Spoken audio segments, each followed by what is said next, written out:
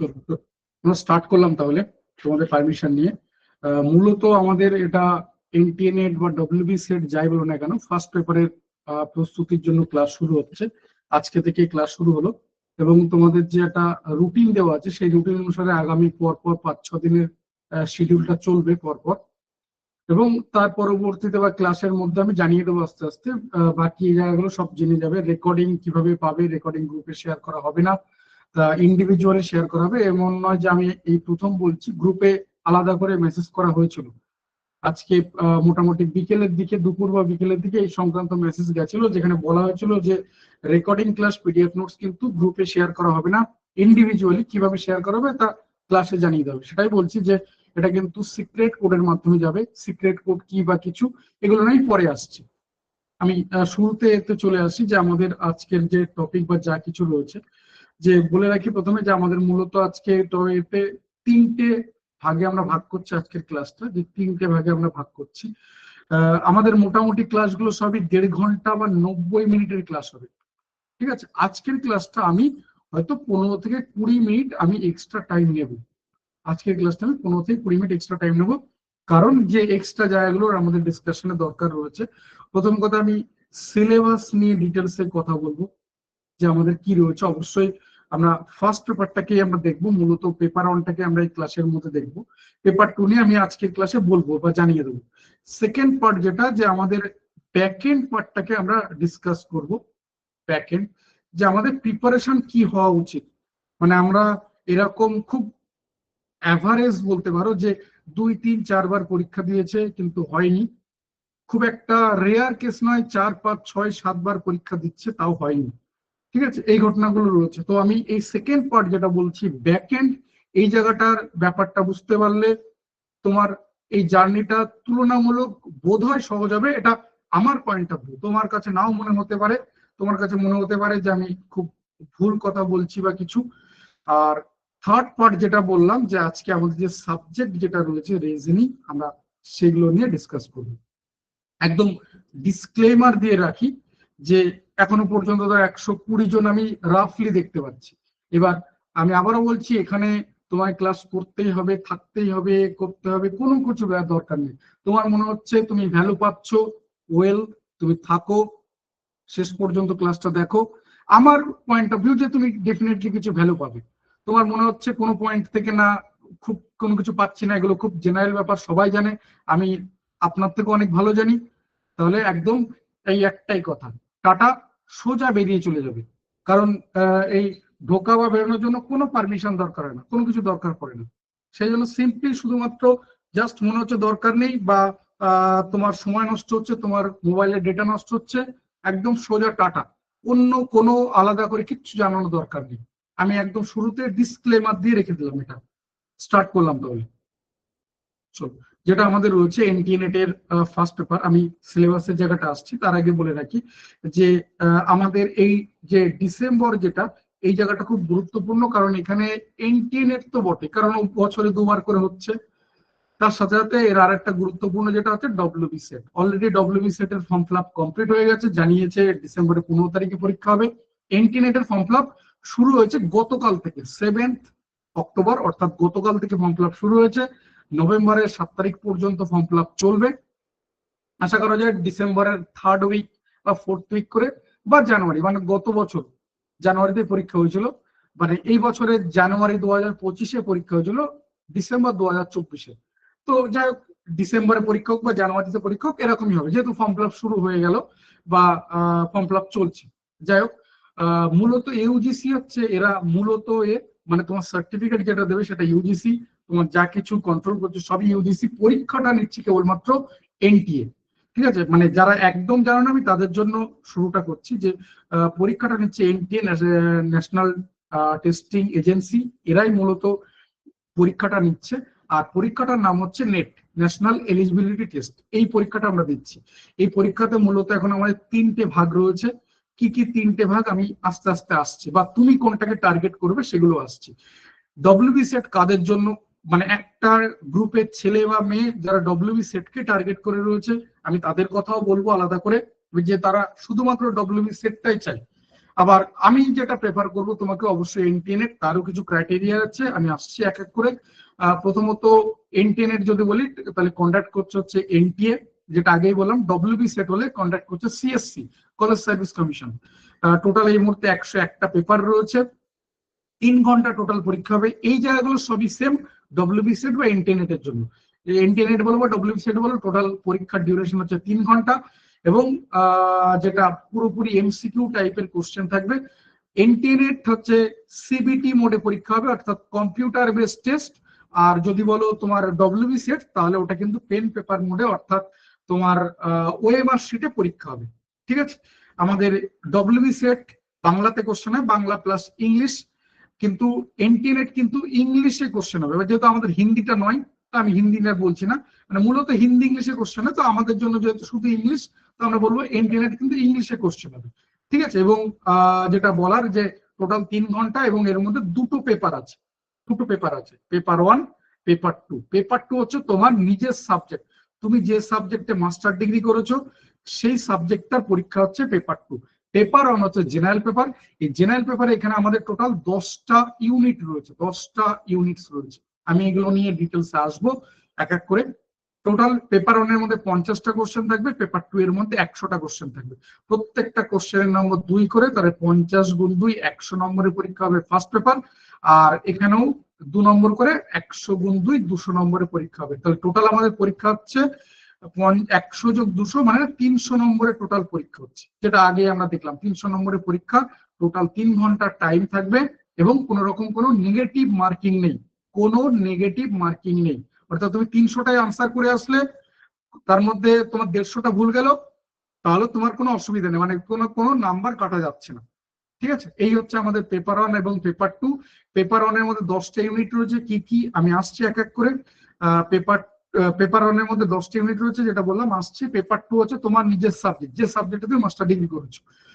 ঠিক আছে, এলিজিবিলিটির ক্ষেত্রে শুধু বলে রাখি যে জেনারেল এই ক্যাটাগরির ক্ষেত্রে 55% মার্কস লাগবে তোমার মাস্টার ডিগ্রির ক্ষেত্রে, এবং যারা এখনো মাস্টার ডিগ্রি কমপ্লিট হয়নি, মানে মাস্টার ডিগ্রি রানিং চলছে, অর্থাৎ তোমার ক্ষেত্রে ফার্স্ট ইয়ারের পরীক্ষা, মানে ফার্স্ট ইয়ার রানিং চলছে বা ফার্স্ট সেমিস্টারের পরীক্ষা হয়ে গেছে, তাহলে তুমি এলিজিবল। অর্থাৎ তুমি যদি নেট পরীক্ষায় বসো, তুমি নেট কোয়ালিফাই করে গেলে, তাহলে তোমার ওই সার্টিফিকেট ভ্যালিড হবে। অর্থাৎ তুমি তখনও মাস্টার ডিগ্রি কমপ্লিট হয়নি, তুমি তখনও 55% পেয়েছো কি পাওনি, এই ব্যাপারগুলো তখনও অনিশ্চিত। তার আগেও যদি নেট কোয়ালিফাই করে যাও, সেই সার্টিফিকেট ভ্যালিড। কিন্তু অবশ্যই তোমাকে মাস্টার ডিগ্রি কোয়ালিফাই করার ক্ষেত্রে 55% জেনারেলদের ক্ষেত্রে অবশ্যই রাখবে, রিজার্ভ ক্যাটাগরি হলে 50%। এজ লিমিট শুধুমাত্র জেআরএফ এর জন্য রয়েছে। এবার জেআরএফ যখন উঠলো, তাহলে বললাম যে 3টে ক্যাটাগরি রয়েছে। এই 3টে ক্যাটাগরি, একটাকে আমরা বলছি অ্যাসিস্ট্যান্ট প্রফেসরশিপ, যেটা আগে আমরা বলতাম লেকচারারশিপ। 2 নম্বর হচ্ছে জেআরএফ, আর 3 নম্বর হচ্ছে পিএইচডি। আমি থার্ডটাকে কেটে দিচ্ছি, এটাকে দেখবেই না, টার্গেট এটাকে করবে না। আমি বলবো নেট পরীক্ষা দেওয়ার দরকার নেই, তুমি ছেড়ে বেরিয়ে যাও বাবা। কিন্তু যদি মনে হচ্ছে নেট পরীক্ষা দিতেই হয়, তাহলে পিএইচডি কে টার্গেট করো না, কারণ ওটা তোমার কোনো কাজে লাগবে না, ওটা তোমার খুব একটা কোনো কাজে লাগবে না। ঠিক আছে, আর কেন কি আমি আরো ডিটেলসে গেলে বুঝতে পারবে। আমি যদি বলতো তাহলে কোনটাকে টার্গেট করবো, আমি বলবো জিআরএফ টার্গেট করবে। এবার জিআরএফ এর ক্ষেত্রে এই জায়গাটা খুব গুরুত্বপূর্ণ, যে 30 বছর তোমার বয়স হতে হবে। এটা ছেলেদের জন্য, মেয়েদের জন্য 5 বছর রিল্যাক্সেশন রয়েছে, বা আদার রিজার্ভ ক্যাটাগরি রেসপেক্টে সেই রিল্যাক্সেশন রয়েছে। এসসি এসটি 5 বছর, ওবিসি 3 বছর। ঠিক আছে, এটা জেনারেল রিল্যাক্সেশন। এর সঙ্গে এক্সট্রা যেটা বললাম, ওমেন যারা মেয়েদের জন্য তুমি আলাদা করে 5 ইয়ার্স এর রিল্যাক্সেশন পাবে। শুধু জেনারেল ছেলেদের জন্য 30 বছর। ঠিক আছে, জেনারেল ছেলেদের জন্য 30 বছর। তাই এই জায়গাটা মাথায় রাখবে, জিআরএফ।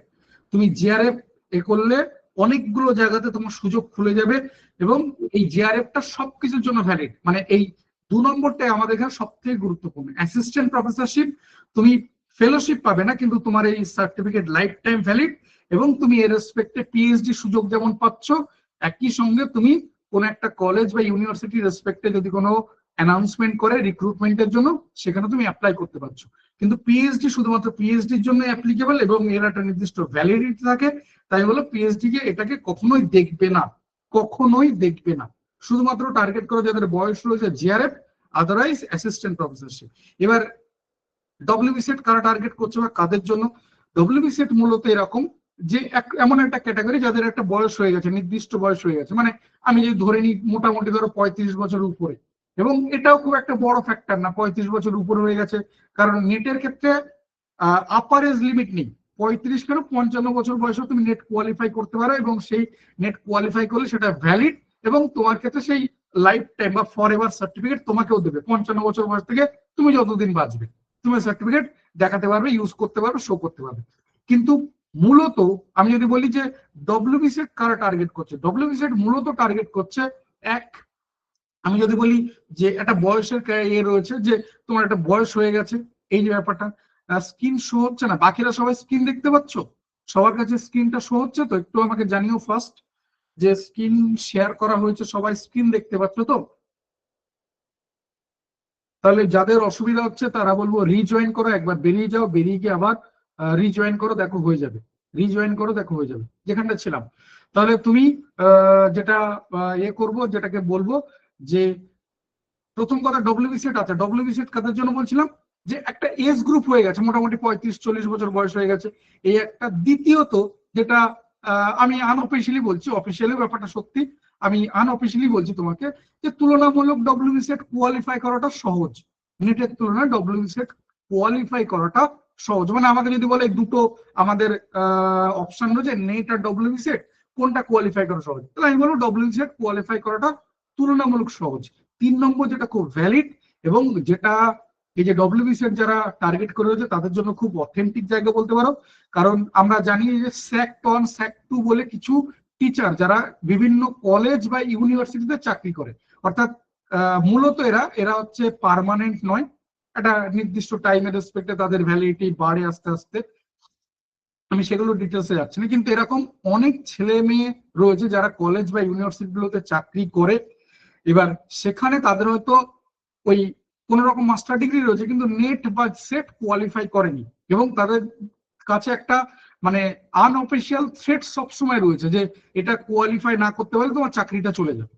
তো এই মুহূর্তে দাঁড়িয়ে একটা পার্মানেন্ট জব না হোক, অন্তত কলেজ বা ইউনিভার্সিটিতে সেটা একটা মোটামুটি মোটামুটি একটা বলার মতো একটা মাইনে, সেই মাইনেতে যদি সেই চাকরিটাও চলে যায়, সেটাও একটা খুব দুঃখের, মানে এই মুহূর্তে এইরকম একটা বাজারে, তো সেই জায়গাটাই তাদের কাছে একটা গলার কাটা হয়ে দাঁড়িয়েছে। তো তাদের জন্য বলবো ডব্লিউবি সেট একটা মারাত্মক রকমের মহৌষধি বলতে পারো, যে তারা যদি একবার মোটামুটি ডব্লিউবি সেটটা কোয়ালিফাই করে সার্টিফিকেটটা একবার টেবিলে জমা দিতে পারে, তাহলে তাদের চাকরিটা আর যাই হোক মোটামুটি একটা বলতে পারে হ্যাঁ চলো এখন চলবে, আর কোনো অসুবিধা নেই। এইরকম যারা দাঁড়িয়ে রয়েছে তাদের জন্য ডব্লিউবি সেট কিন্তু মহৌষধ, ঠিক আছে। এবং আর যেগুলো পারিপার্শ্বিক বললাম, ডব্লিউবি সেট তুলনামূলক কোয়ালিফাই করাটা সহজ, মানে যাদের বলবো বয়স কম, আমি বলবো তাদেরকেও ডব্লিউবি সেট দাও, কিন্তু টার্গেট করো না ডব্লিউবি সেট। কারণ কি, ডব্লিউবি সেট হয়ে গেলে তোমার একটা কনফিডেন্সের জায়গা পাবে, মানে আমি আজ শুধুমাত্র মাস্টার ডিগ্রি করে কোন রকম আমার কাছে কোনো কিছু নির্দিষ্ট না, আমি নেট সেট দেবো এরকম একটা চিন্তা ভাবনা করে আমি এগোচ্ছি, সেখানে গিয়ে আমি নেট সেটে বসার পর আমি দেখলাম ডব্লিউবি সেটটা আমার কোয়ালিফাই হয়ে গেছে, আমার কনফিডেন্স লেভেলটা বেড়ে যাবে। এই মানে আমি আজকের আমি আর ডব্লিউবি সেট কোয়ালিফাই করার পর আমি, এই দুটো আমির মধ্যে পার্থক্য বোঝা যাবে। তো আমি সবাইকে বলবো ডব্লিউবি সেট অবশ্যই দাও, যারা ফর্ম ফিল আপ করে নিয়েছো, কারণ এবছর যদি ফর্ম ফিল আপ না করে থাকো তাহলে তুমি দিতে পারছো না, তো অবশ্যই দেবে, কিন্তু টার্গেট করো এনটিএনএট, যাদের বয়স রয়েছে, যাদের এই সমস্ত কিছু রয়েছে, এবং যাদের ওই থ্রেটস গুলো নেই, তাদের জন্য আমি বলবো যে টার্গেট করো ডব্লিউবি এনটিএনএট, এবং অবশ্যই বয়স থাকলে জিআরএফ, শুধুমাত্র জিআরএফ টার্গেট করো, অন্য কোনো কিছু না। ডব্লিউবি সেট এমনি হয়ে যাবে, নেট এমনি হয়ে যাবে, টার্গেট করো ডব্লিউবি সেট। যেখানে যা বুঝতে অসুবিধা হবে আমাকে বলবে। নেক্সট বাকি আর কিছু বললাম না, এক্সাম প্যাটার্ন এগুলো নিয়ে বলে দিয়েছি, সিলেবাস আলাদা করে আমি বলবো, সেকেন্ড পেপার সিলেবাস আজকে আমি কোনো কিছু ডিসকাস করবো না। আর বাকি মোটামুটি এখানে বলা হয়ে গেছে, এলিজিবিলিটি বলে দিয়েছি, ওই একটা এলিজিবিলিটি শুধুমাত্র 55% মাস্টার ডিগ্রি, ব্যাস গল্প শেষ, ঠিক আছে। আর এই জিআরএফ এর জন্য 30 বছর। কাট অফ এর ক্ষেত্রে এটা দেখবে না, এই ব্যাপারটা আমি গল্পটা বলে রাখি। ধরে নাও যে 100 জন পরীক্ষা দিচ্ছে, 100 জন পরীক্ষা দিচ্ছে, তাহলে আমি নেটের যদি বলি তাহলে মোটামুটি 6% মোটামুটি কোয়ালিফাই করবো, অর্থাৎ 6% মানে 6 জন, ঠিক আছে। 100 জনে 6% মানে 6 জন কোয়ালিফাই করাবে এনটিএনএট। এটা ডব্লিউবি সেটের জন্য এরকম এই সেম পার্সেন্টেজই কিন্তু আসে ডব্লিউবি সেটের ক্ষেত্রে, মোটামুটি ওই 6 বিলো 6% পার্সেন্টেজ কিন্তু কোয়ালিফাই করায়। তাহলে এখানে কারা, তাহলে এই কোয়ালিফাইং মার্কসটা কি অ্যাকচুয়ালি, মানে এই যে 100 জন, এই 100 জনের মধ্যে আমি ধরে নিলাম 40 জন এরকম ক্যান্ডিডেট যারা ফার্স্ট পেপারে 40% জেনারেল কথা বলছি, আর সেকেন্ড পেপারে 40% মার্কস পেয়েছে। মানে এই 100 জন পরীক্ষা দিয়েছিল, এদের মধ্যে আমি টোটাল দেখতে পেলাম যে জেনারেল হিসাবে 40টা ক্যান্ডিডেট যারা কিনা এই কোয়ালিফাইং মার্কসটা পেয়েছে। মানে ফার্স্ট পেপারও 40% মার্কস, হিসাব মতো ফার্স্ট পেপার পরীক্ষা হচ্ছে কত 100, তাহলে 40% মার্কস মানে 40 পাচ্ছে। সেকেন্ড পেপার কত পরীক্ষা হচ্ছে 200, মানে 80 নম্বর পাচ্ছে। 40টা নম্বর পাচ্ছে মানে 20টা কোশ্চেন ঠিক করেছে, এখানে 80 নম্বর পাচ্ছে মানে 40টা কোশ্চেন ঠিক করেছে। এরকম যারা একটা মোটামুটি করেছে তাদেরকে এই জায়গাটা রাখা হচ্ছে। এদের মধ্যে টপ 6% কে কোয়ালিফাই করা হবে, আর এদের মধ্যে বিলো 2% বা 2% যারা কিনা জিআরএফ হিসাবে নির্বাচিত হবে। তাহলে বোঝা গেল 100 জনে মোটামুটি 2 জন মতো জিআরএফ পাচ্ছে, আর এই ইনক্লুডিং 2 জন 100 জনের মধ্যে 6 জন তোমার নেট কোয়ালিফাই করছে। তাহলে এই জায়গাটা আশা করি জলের মতো পরিষ্কার। তাহলে তুমি কোয়ালিফাই মার্কস দেখে তোমার কোনো লাভ নেই, কারণ এটা পাওয়া মানে তুমি নেট কোয়ালিফাই হচ্ছ না। কারণ এই যে মার্কস যেটা বললাম 40 আর 80 মানে 120, কোনো আমাদের কোনো সাবজেক্ট নেই, নেটের কোনো সাবজেক্টে 120তে কোয়ালিফাই করা যায়, কোনো সাবজেক্ট নেই, অন্তত আমি অন্তত জানি না। ঠিক আছে, এজ লিমিট এই যে বলে দিলাম, এই পিএইচডি এটা তুমি দেখবে না, আর এটা তোমার দেখার দরকার নেই। শুধুমাত্র জিআরএফ এর জন্য এজ লিমিটটা রয়েছে 30 বছর, আর অ্যাসিস্ট্যান্ট প্রফেসর আমি তো বললাম 55 বছর বয়সে পরীক্ষা দিলেও তোমার সেটা ভ্যালিড হবে। ঠিক আছে, এটাই যদি না হয়ে যায় তাহলে তুমি এটাতে যাও, কিন্তু কোনো অবস্থাতে পিএইচডি অ্যাডমিশন এটাতে যাবে না, দেখবে না।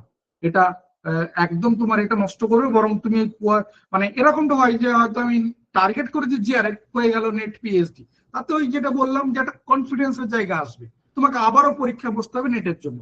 টার্গেট করো জিআরএফ এবং এটাকেই মোটামুটি ক্র্যাক করার চেষ্টা করো।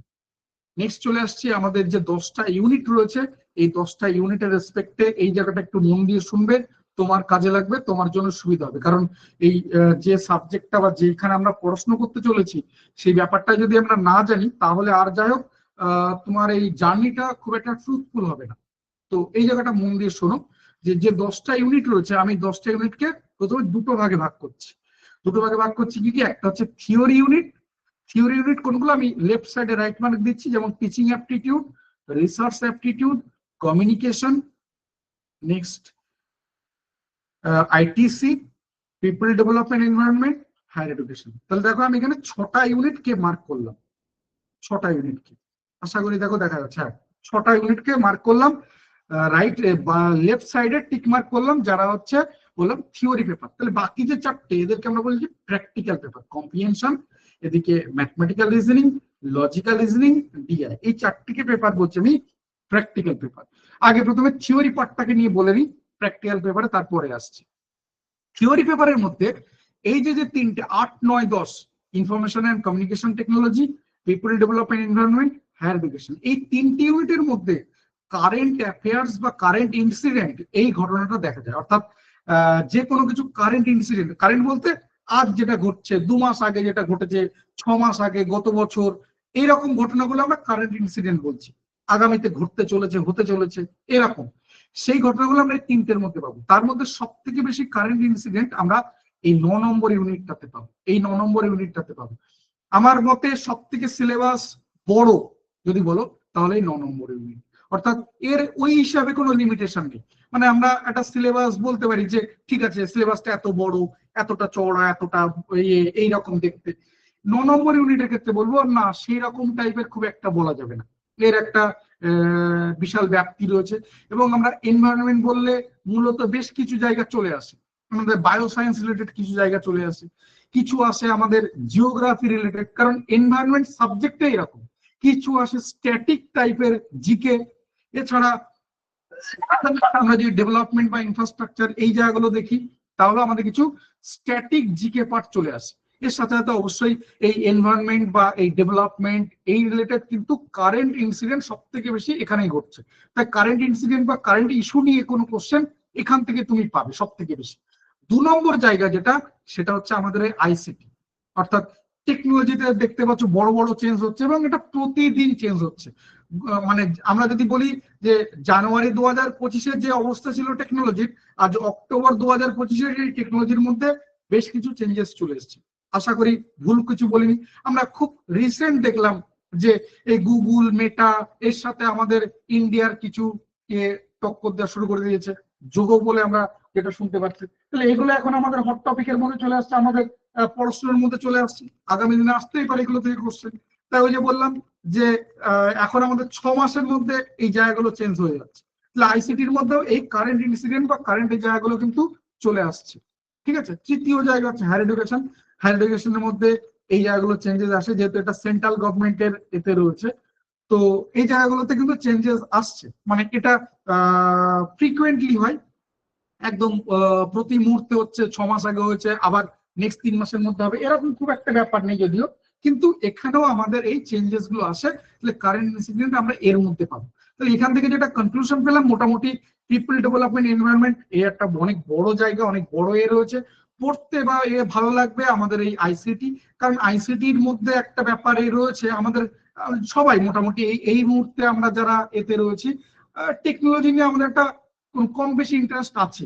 তো সেই পয়েন্ট অফ ভিউ থেকে বলতে পারি যে ভালো লাগবে, এই জায়গাটা পড়তে তোমার ভালো লাগবে। ঠিক আছে, আমি এই তন্ময় মন্ডলের কোশ্চেন আনসার অলরেডি দিয়েছি, আবার আমি বলবো, হায়ার এডুকেশনের কিছু জায়গা আছে বোরিং লাগে, কিছু জায়গা আছে ভালো লাগে। ঠিক আছে, বিশেষ করে যেগুলো অ্যানসিয়েন্ট সেই ব্যাপারগুলো তোমার কাছে ভালো লাগবে, কিন্তু কিছু জায়গা আছে একটু বোর তোমার মনে হবে।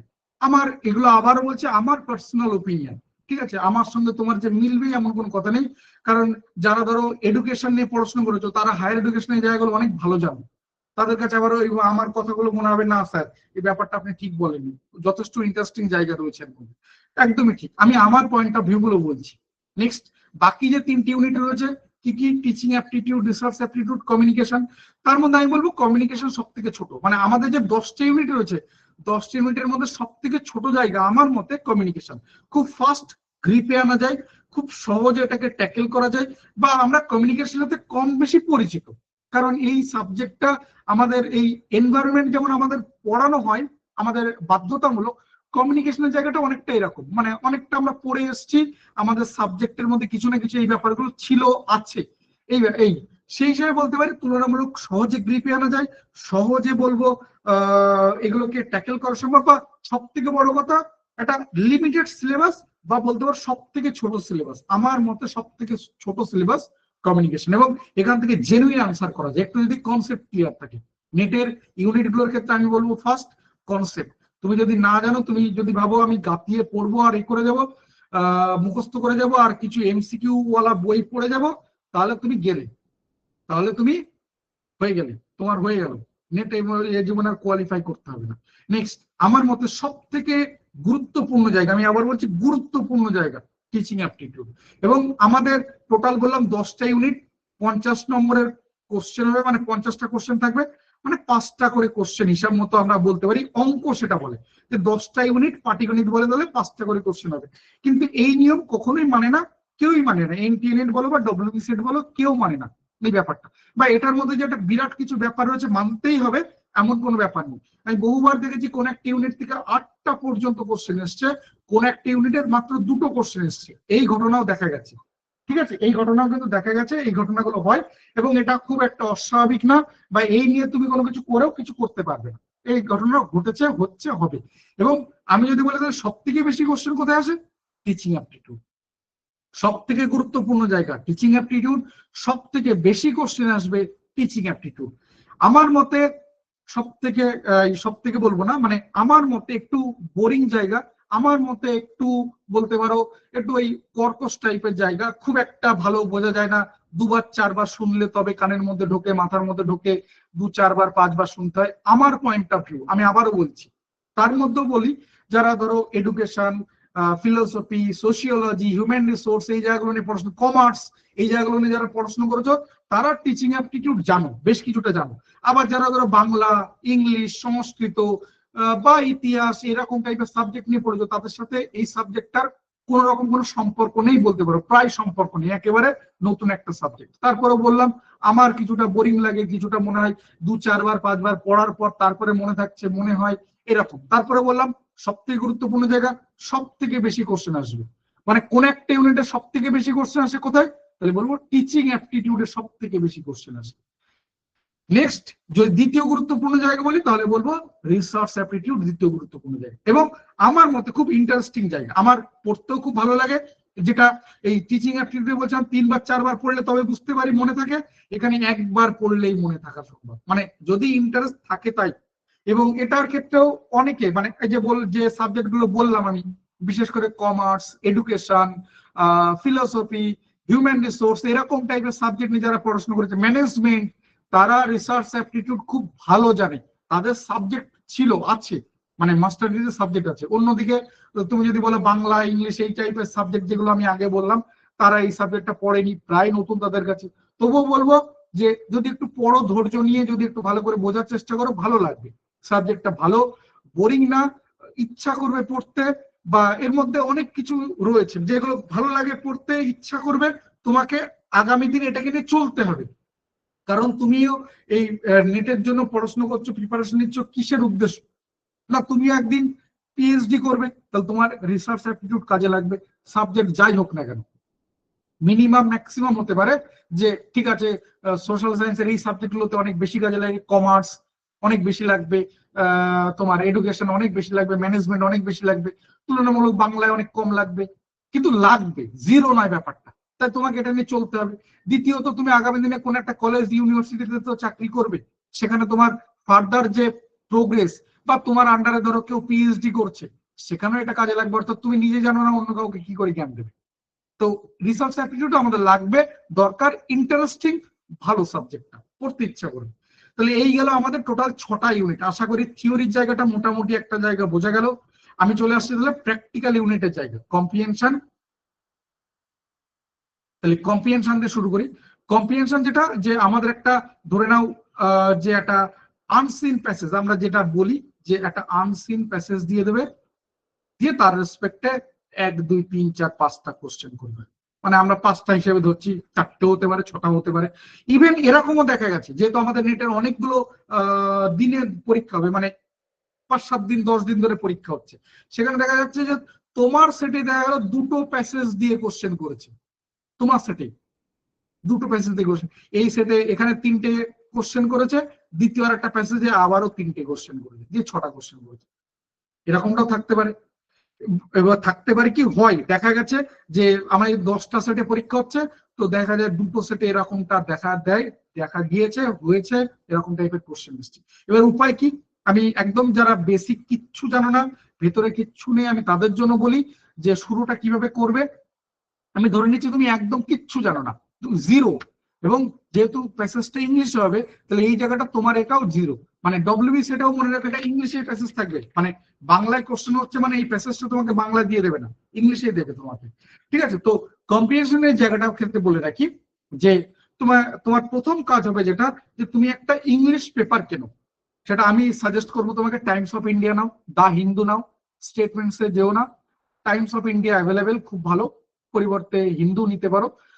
এই পেপারটাকে তোমার যেটা পছন্দের টপিক, সেই টপিকটা তুমি পড়ো। ধরো তোমার ফ্যাশন পছন্দ, তুমি ফ্যাশন রিলেটেড নিউজ গুলোই পড়ো। তোমার খেলা পছন্দ, খেলা রিলেটেড নিউজ পড়ো। তোমার পলিটিক্স পছন্দ, সেই রিলেটেড নিউজ পড়ো।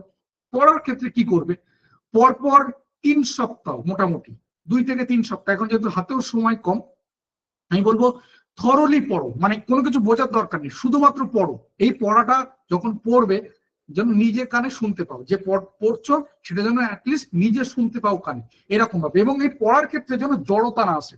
প্রথম দিন পড়তে গেলে দেখবে আউ করতে হচ্ছে, বানান করতে হচ্ছে, থরলি পড়তে পারছো না। এবার এটা যদি তুমি কন্টিনিউ করতে থাকো, যে 2 দিন 4 দিন 5 দিন 1 সপ্তাহ 10 দিন 15 দিন, দেখবে আস্তে আস্তে তোমার মধ্যে প্রোগ্রেসটা এসছে, তুমি থরলি পড়তে পারছো। আমি বলবো এটার ক্ষেত্রে অন্তত 2 সপ্তাহ 3 সপ্তাহ সময় নাও, থরলি পড়ার চেষ্টা করো। যেটা পুরো একটা নিউজ তুমি থরলি পড়ছো, কি মাথা মুন্ডু কি রয়েছে কিছু দেখার দরকার নেই, থরলি পড়ো।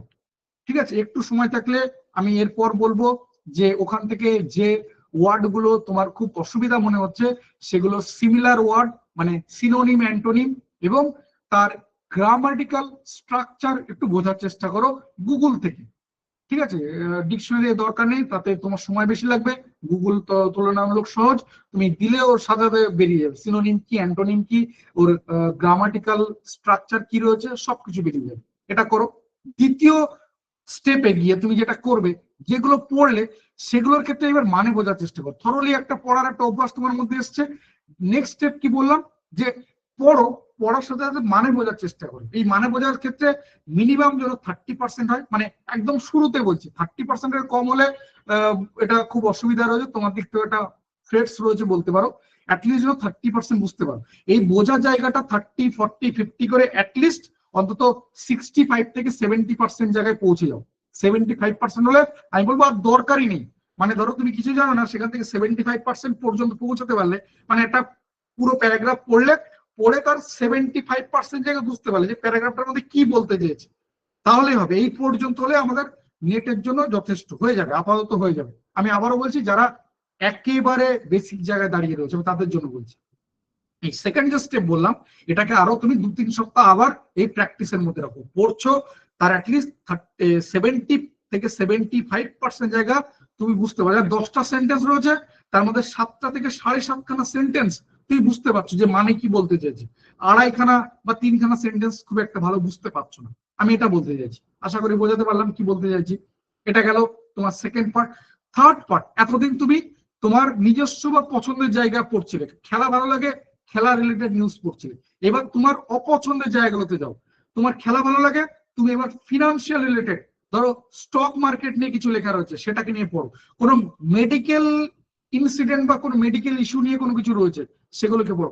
কোনো সোশিও ইকোনমিক রিলেটেড কোনো ইস্যু রয়েছে, কোনো ফিনান্সিয়াল মার্কেট নিয়ে কোনো কিছু রয়েছে, সেগুলোকে পড়ো। কারণ আমাদের টপিক গুলো এরকমই দেবে। ঠিক আছে, socio economic, economic, finance, legal, socio legal, এরকম টাইপের, জিও পলিটিক্যাল, কারণ এই মুহূর্তে এই টপিকটা ভীষণভাবে চর্চা, জিও পলিটিক্যাল। তো এই রিলেটেড যে টপিক গুলো তুমি পাবে, সেই টপিক গুলোকে এবার পড়ার চেষ্টা করবে। তাহলে এটা আমরা 3 নম্বর স্টেপে গেলাম, যে তোমার ইচ্ছার বিরুদ্ধে তুমি এই টপিক গুলো পছন্দ করো না, সেই টপিক গুলো, সেই টপিকেও এই একই রকম ভাবে এই স্টেপ গুলো ফলো করো।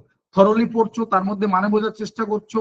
এটা করা হয়ে গেলে দেখবো অনেকটা জায়গায় হয়ে যাচ্ছে। তাছাড়া আমাদের ক্লাস থাকবে আলাদা করে কমিউনিকেশন কম্প্রিহেনশনের জন্য, এবং সেখানে যেহেতু আমি এক্সপার্ট নই, কারণ আমাকে যদি বলো আমিও থরলি পড়তে পারবো, আমি তোমার থেকে অবস্থা খারাপ, একদম সত্যি কথা বলছি। যাই হোক, তো কম্পিটিশনের ক্ষেত্রে যিনি এক্সপার্ট ফ্যাকাল্টি রয়েছেন তিনি আরো তোমাকে ভালো বলতে পারবেন সেই কথাগুলো, যে এর মধ্যে শর্টকাট কি করা যায়, কিভাবে তুমি পুরোটা না পড়ে আনসার করতে পারবে। কারণ আমাদের যে 5টা কোশ্চেন থাকবে, 5টা কোশ্চেনের মধ্যে 2টো কোশ্চেনের আনসার তুমি মোটামুটি করতে পারবে তোমার একটা বেসিক জায়গা থেকে। 3 নম্বর কোশ্চেনটা করতে গেলে একটু খুঁজতে হবে, বুঝতে হবে, জানতে হবে, এরকম ব্যাপারটা। 4 নম্বর কোশ্চেনটা করতে গেলে তোমার মধ্যে একটা ব্যাপার থাকতে হবে, অ্যাটলিস্ট তুমি জানো কিছু, এরকম। 5 নম্বর কোশ্চেনটার মধ্যে কিন্তু এই ব্যাপারগুলো রয়েছে, যে হ্যাঁ তোমার মধ্যে একটা বেস রয়েছে, তার একটা ডেপথ রয়েছে, তবে তুমি করতে পারছো, এরকম একটা জায়গা কিন্তু থাকছে। তো সেই পয়েন্ট অফ ভিউ থেকে আমি বলবো কম্পিটিশন তুমি এই ওয়েতে গেলে তোমার ক্ষেত্রে সুবিধা হবে, তুমি এগোতে পারবে। কারণ এটা তুমি ভেবো না যে একদিনের কোনো ফলাফল, একদিনের কোনো ফসল। যারা একদিনের ব্যাপার পছন্দ করে, আমি বলবো ক্লাস থেকে বেরিয়ে গিয়ে 3 ঘন্টা সিনেমা দেখো, কাজে লাগবে। নতুন বাংলা সিনেমা আসছে, দেখবে। নেক্সট বলবো ম্যাথমেটিক্যাল রিজনিং যে পার্টটা রয়েছে, এই পার্টটা তুলনামূলক সহজ, বা আমি বলবো এখান থেকে গড়ে মোটামুটি 5-6টা কোশ্চেন আসে, গড়ে 5-6টা কোশ্চেন আসে। এর একটা পার্ট রয়েছে আমাদের ওই লজিক ব্যাপারটা, ইন্ডিয়ান লজিক, ওয়েস্টার্ন লজিক, এখান থেকে কোশ্চেন থাকে মোটামুটি 2 থেকে 3টে কোশ্চেন থেকে, আউট অফ 5টার মধ্যে 2টো কোশ্চেন তো থাকবে, 2 থেকে 3টে কোশ্চেন থাকে। বাকি মোটামুটি আমাদের জেনারেল রিজনিং এর মধ্যে থেকে কোশ্চেন থাকবে। আর যেহেতু রিজনিং রয়েছে, আমি রিজনিং নিয়ে এই নিয়ে ডিটেলসে ডিসকাস করবো। বাকি আমরা, সরি, এটা গেল ম্যাথমেটিক্স। লজিক্যাল রিজনিং হচ্ছে এটা, যেটা বললাম এই এতক্ষণ ধরে যেটা বললাম। ম্যাথমেটিক্যাল রিজনিং এর মধ্যে আমি বলে দেবো ম্যাথমেটিক্স এর দিনে যে ক্লাসগুলো রয়েছে কোন কোন চ্যাপ্টার করলে আমাদের হয়ে যাবে। ম্যাথমেটিক্সে আমি গড়ে দেখেছি অ্যাভারেজ 2 থেকে 4টে কোশ্চেন করে। নেট মোটামুটি একটা বেসিক স্ট্যান্ডার্ড কোশ্চেন করে, ডব্লিউবিসি আরো বিলো স্ট্যান্ডার্ড কোশ্চেন করে এই ম্যাথমেটিক্স থেকে। কিন্তু পার্থক্য যেটা, নেট একটা লিমিটেড চ্যাপ্টারের মধ্যে কোশ্চেন করে। মানে আমি তোমাকে 5-6খানা টপিক বলে দিই বা 7খানা টপিক বলে দিই, তার মধ্যে তুমি কোশ্চেন পেয়ে যাবে, আমি মোটামুটি গ্যারান্টি দিয়ে বলতে পারি। ঠিক আছে, কিন্তু ডব্লিউবিসি যদি বলো তাহলে মোটামুটি তোমাকে 10-12টা চ্যাপ্টার করতে হবে। কারণ ডব্লিউবিসি এর এই ব্যাপ্তির জায়গাটা অনেক একটু বেশি, একটু ওয়াইড, কিন্তু ডব্লিউবিসি আরো বেসিক কোশ্চেন করে ইন্টারনেটের তুলনায়। আমি ম্যাথের কথা বলছি পার্টিকুলার। ডিআই অবশ্যই তোমাকে ম্যাথ জানতে হবে। আমি ম্যাথের জন্য যে বললাম, যে অন্তত নেটের জন্য বললাম যে 6-7খানা চ্যাপ্টার করলে হয়ে যাবে, তার মধ্যে 4টে চ্যাপ্টার আমাদের এই ডিআই এর জন্য দরকার পড়বে। এই 6-7-এর মধ্যে 4টে চ্যাপ্টার, আমাদের ডিআই এর জন্য দরকার পড়ে, অর্থাৎ ম্যাথ আমাদের বাধ্যতামূলক, ম্যাথ না করলে তুমি ডিআই করতে পারবে না। ডিআই এর ক্ষেত্রে বলে রাখি যে এখান থেকে 5টা কোশ্চেন আসে, হবে, করবেই, তোমাকে তোমাকে অ্যাটেন্ড করতে হবে, 5টা কোশ্চেন থাকবে ডিআই থেকে। এবার এখানে যেটা বলার ডিআই, এখানেও এই ঘটনাটা দেখা গেছে যে দুটো ডিআই এর সেট দিয়েছে। আমার ন্যাচারালি কি হয়, একটা সেট দিয়ে দিল, তার এগেনস্টে 5টা কোশ্চেন করে দিল, হয়ে গেল গল্প। কিন্তু কোথাও কোথাও দুটো করে সেট দিচ্ছে, এখানে 5টা, এখানে 3টে করলো, এখানে 2টো করলো, ধরো এরকম। হ্যাঁ, 5টা জায়গায় 6টা কোশ্চেনও থাকতে পারে ডিআই।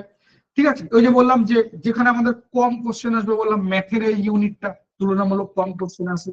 ঠিক আছে, আমরা যদি দেখি তোমার এই পিপল ডেভেলপমেন্ট এনভায়রনমেন্ট, এরও টেন্ডেন্সি এরকম 3-4টে কোশ্চেনই করে মোটামুটি। হায়ার এডুকেশন 3-4টে কোশ্চেনই করে। ঠিক আছে, এই আইসিটি থেকে তুলনামূলক পাবে 4-5টা কোশ্চেন পাবে। সব থেকে বেশি কোশ্চেন আগেই বললাম টিচিং অ্যাপটিটিউড করে। তো এই হচ্ছে মোটামুটি একটা বেসিক জায়গা আমাদের এই 10টা ইউনিটের রেসপেক্টে। একটু কি মোটামুটি বোঝা গেল এই পর্যন্ত? যদি কারো কোনো কোশ্চেন থেকে কিছু জানার থেকে একটু আমাকে বলবো, তাহলে আমি সেকেন্ড পার্টে যাবো। এই হচ্ছে আমাদের ফার্স্ট পেপারের এটা। এই সিলেবাস গুলো দেখার এইভাবে দরকার নেই খুব একটা, কারণ এখানে কোন একটা পার্টিকুলার সেন্টেন্সের মধ্যে তোমার অন্তত 4-5 লাইন লেখা রয়েছে, যেটা একমাত্র যিনি এক্সপার্ট ফ্যাকাল্টি রয়েছে তিনি আরো ভালো তোমাকে বলতে পারবেন। ঠিক আছে, যে কোন একটা পার্টিকুলার যে লার্নার ক্যারেক্টারিস্টিক্স এর মধ্যে হয়তো তোমার অজস্র জিনিসের মধ্যে ঢুকে রয়েছে, এইরকম ব্যাপারটা, যে methods of teaching in institution of higher education, এই যতটুকু একটা লাইন দেখলে এর মধ্যে কত কিছু রয়েছে তার ঠিক নেই। তাই এই সিলেবাস দেখে তুমি অ্যাটলিস্ট আর খুব একটা বুঝতে পারবে যদি তুমি একদম প্রাইমারি স্টেজে থাকো। ঠিক আছে, এই হচ্ছে আমাদের নেটের সিলেবাস, এটাই মোটামুটি আমাদের নেট সেট, সবকিছু এর মধ্যেই রয়েছে। একটু আমাকে জানিও যে এই পর্যন্ত কারো কথা কোনো কোশ্চেন আছে, কোনো কিছু। একটু যদি মাঝে মাঝে কথা কথা বলো তাহলে মনে হবে যে একটা মোটামুটি পৃথিবীতে আছে, না হলে কেমন যেন মনে হয় যেন এটা অন্য কোনো গ্রহে চলে গেছি, ঠিক বুঝতে পারছি না। ওই জন্য বলছি একটু মাঝে মাঝে কথা কথা বলো, তাহলে বোঝা যায়। এই আর কি, আমিও তোমাদেরই লোক। রিসার্চ অ্যাপটিটিউড থেকে কেমন কোশ্চেন হতে পারে আমি এগুলোতে যাচ্ছি না, রিসার্চ অ্যাপটিটিউডের আলাদা ক্লাস রয়েছে, সেটাতে আমি আরো ডিটেলসে যাবে, কারণ আমি আজকে যা নিয়ে বসে রয়েছি তাই শেষ করতে করতে 9:10টা ছাড়িয়ে যাবে। তাই বাবা আজকে আমাকে এই নিয়ে আর বলো না, আমি এবার নেক্সট পার্টে যাই। আমি আবারও বলছি এগুলো নিয়ে বলবো, বুঝতে বলবো, এগুলো নিয়ে ডিসকাস করবো। ঠিক আছে, অ্যাটলিস্ট আমি যতদূর আজকে চিন্তা ভাবনা করে এসেছি সেই পর্যন্ত আগে কভার করে নিই, তা নাহলে সেটাই হয়তো হবে না যেটা আমাদের মূলত দরকার রয়েছে। সেই পর্যন্ত আগে আমি একটু কভার করে নিই, একটু আমাকে টাইম দাও বাবা। চলো আমরা তাহলে সেকেন্ড পার্টে চলে গেলাম। নেট সেটের সিলেবাসটা সেন্ড করে দেবেন গ্রুপে। আচ্ছা, দিয়ে দেবো, এগুলো সব পেয়ে যাবে, এগুলোতে অসুবিধা নেই। ঠিক আছে, আর এটা অ্যাভেলেবেল, তুমি ইন্টারনেটে সার্চ করলে সাথে পেয়ে যাবে, এতটা অ্যাভেলেবেল নেটের সিলেবাস। যাই হোক, আমি এতে চলে গেলাম আমাদের যেটা সেকেন্ড পার্ট। আমি সেকেন্ড পার্টটা চলে গেলাম, তার আগে একটা পিডিএফ একটু ওপেন করে নিই, না হলে লেখার জায়গাটা খুব একটা পাওয়া যাবে না। পিডিএফটা একটু ওপেন করে নিই, তাহলে আমাদের সিলেবাস বা জেনারেল ডিসকাশনে যে জায়গাটা যেটা বললাম সেটা আমরা মোটামুটি কভার করে ফেলেছি। আমি সেকেন্ড পার্টে চলে আসছি, যেটা আমি একটু আগে বললাম যে আমাদের ব্যাকএন্ড, এই জায়গাটাকে আমরা ডিসকাস করবো। ব্যাকএন্ড বলতে একটু বলে রাখি, তুমি এই যে মোবাইলে ক্লাস করছো, যেটা এই যা কিছু দেখছো এটা ফ্রন্ট এন্ড। তোমার সাউন্ড কমে গেছে, একটা সাউন্ড বাড়িয়ে দিলে, তোমার একটা ফোন এসছে ক্লাস করতে করতে, ফোনটা ধরলে, তোমার এখান থেকে হোয়াটসঅ্যাপে একজনকে মেসেজ করা দরকার, এগুলো তুমি করতে পারছো সবকিছু। কিন্তু হঠাৎ করে দেখলে নেটওয়ার্ক পাচ্ছে না, বা কোনোভাবে ক্লাস করতে পারছো না, সাউন্ড আসছে না, বা তুমি কাউকে ফোন করতে যাচ্ছ ফোন করতে পারছো না, এগুলো কিন্তু টেকনিক্যাল জায়গা, মানে এইগুলো ওই ব্যাক এন্ডের মধ্যে রয়েছে, যেটা আমরা সচরাচর দেখতে পাই না, বা বলতে পারো আমরা ঠিক করতে পারবো না। তো এই জায়গাগুলোকে তখন আমরা এই দেখবো। আমি ডেইলি কত আওয়ার্স কি পড়তে হবে এই পার্টে আমি ডিসকাস করবো। একটু বাবা আমাকে সময় দাও, আমাকে বলতে দাও, দেখো অনেকটা জায়গা কভার হয়ে যাবে, তারপরেও বলবো কিছু জায়গা বাদ থেকে যাবে, সেগুলো আমাকে কোশ্চেন করবো, আমি ক্লিয়ার করে দেবো। তো এই পার্টটাকে নিয়ে আমি এখন ডিসকাস করতে চাইছি। ঠিক আছে, যে ব্যাক এন্ড কি, মানে আমরা ফ্রন্ট এন্ড এই যে বললাম যে ছেলে খুব পড়াশোনা করছে, পায়ে নিয়ে 4টে বালিশ দিয়ে পড়াশোনা করছে, সব পড়া মাথার মধ্যে ঢুকে যাচ্ছে, প্রতিবেশী দেখতে পাচ্ছে, আত্মীয় স্বজন দেখতে পাচ্ছে, তারপরেও দেখা গেল 3বার 4বার 5বার দিয়েও হচ্ছে না। এই যে যে ঘটনাটা, এই ঘটনাটার কথা আমরা বলতে চাইছি, যে ব্যাক এন্ডের ঘটনাটা কি ঘটছে, মানে কেন হচ্ছে না। মানে এটা খুব কমন যে একটা ছেলে মেয়ে 3-4বার পরীক্ষা দিয়েছে, এরকম খুব কমন ঘটনা। এখানে অনেক ছেলে মেয়ে রয়েছে, মানে আমি তো সবার প্রোফাইল জানি না, তারপরেও দেখলে হয়তো ইয়ে মানে আছো তো এরকম, যে 3-4বার পরীক্ষা দিয়ে দিয়েছো কিন্তু নেট বা সেট কোয়ালিফাই হয়নি। আছো তো এরকম? নেট বা সেট মিলে 3-4 বার দিয়ে দিয়েছো, এখনো কোয়ালিফাই হয়নি? আছো তো এরকম? এছাড়া রেয়ার কেস নয়, 5-7 বার দিয়ে দিয়েছে, তাও এখনো নেট কোয়ালিফাই হয়নি। এছাড়া তুমি এরপরেও পাবে 8-10 বার 12 বার নেট পরীক্ষা দিয়েছে, কিন্তু শিখে ছিটতে পারেনি, এরকম আছে। তাহলে অ্যাকচুয়ালি কি ঘটনাটা ঘটছে, মানে এই ব্যাপারগুলো কিভাবে হচ্ছে, সেই জায়গাটাকে তোমাকে একটু ভালো করে বুঝতে হবে। ঠিক আছে, প্রথমত আগে আমরা বললাম যে 100 জনে 6 জন কোয়ালিফাই করছে, এই জায়গাটা বুঝবে। 6 বা বিলো 6%, যার মধ্যে 2 জন মোটামুটি জিআরএফ পাই। ওটা পিডিএফ আছে, আমি 3-4টে দেখলাম, একটু জানিয়ে দেবেন। এগুলো নিয়ে ডিসকাস করছি বাবা, একটু আমাকে টাইম দাও, আমি ডিসকাস করছি। তাহলে আমাদের এই জায়গাটা নিয়ে প্রথম বলা দরকার যে কেন এই ঘটনাগুলো বারবার ঘটছে। আমি প্রথমেই বলবো যে তোমার ক্ষেত্রে ফার্স্ট যেটা বলবো যে মেন্টাল সেট আপ চেঞ্জ করো। অর্থাৎ তোমার যদি মেন্টাল সেট আপে প্রবলেম থাকে, তাহলে তো আর যাই হোক কোনো কিছু ঠিকঠাক হবে না। অর্থাৎ তোমার চিন্তা ভাবনার মধ্যে পরিবর্তন আনতে হবে। মানে একটাই কথা বলার, যে তুমি যে পথে রেগুলার হাঁটছো, হাঁটতে গিয়ে দেখলে সেই বারবার হোঁচট খাচ্ছ, ধাক্কা খাচ্ছ, পড়ে যাচ্ছ, আবার ভাবলে বোধহয় আমারই দোষ ছিল, আবার সেই একই জায়গাতে হাঁটছো। যদি তুমি তোমার way of thinking, way of তোমার এই বলতে পারো যে তোমার তোমার জার্নি বা যাই বলো না কেন, সেটা যদি তুমি চেঞ্জ না করো, তাহলে তোমার বারবার মনে হবে আমি বারবার পরীক্ষা দিচ্ছি, বারবার এ করছি, তবু আমার হচ্ছে না, ভগবান বোধহয় আমার সাথে বিট্রে করছে, এরকম টাইপের একটা ব্যাপার তোমার মধ্যে আসবে।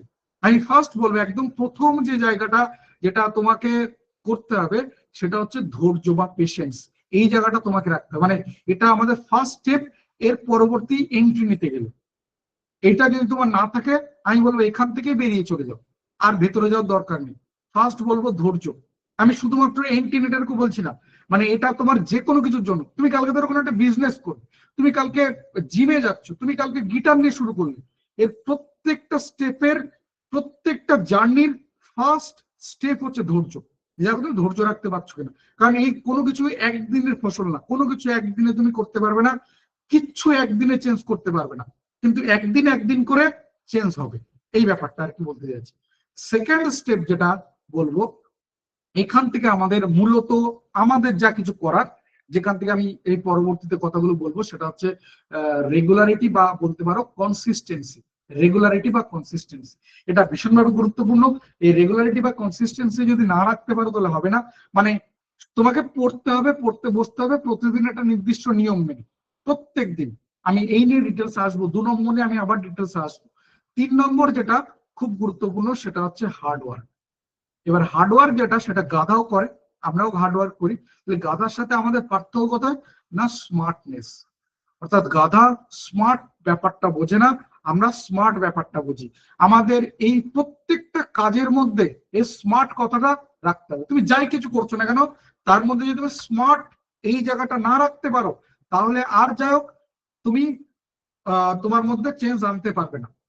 ঠিক আছে, এই যে ধরে নাও আমরা 100 মিটার একটা দৌড়ের জার্নি করছি, স্কুলে হতো না, আমাদের স্পোর্টস হতো 100 মিটারের দৌড়। তো সেখানে একসঙ্গে আমরা 10 জন রয়েছি, তার মধ্যে একজন ফার্স্ট হচ্ছে বা 2 জন ফার্স্ট হচ্ছে, তাই না? তবে সেকেন্ড, থার্ড, ফোর্থ, বা এমনও রয়েছে ফার্স্ট পৌঁছে গেছে, সবাই পৌঁছে গেছে, তখন আমি দৌড়াচ্ছি।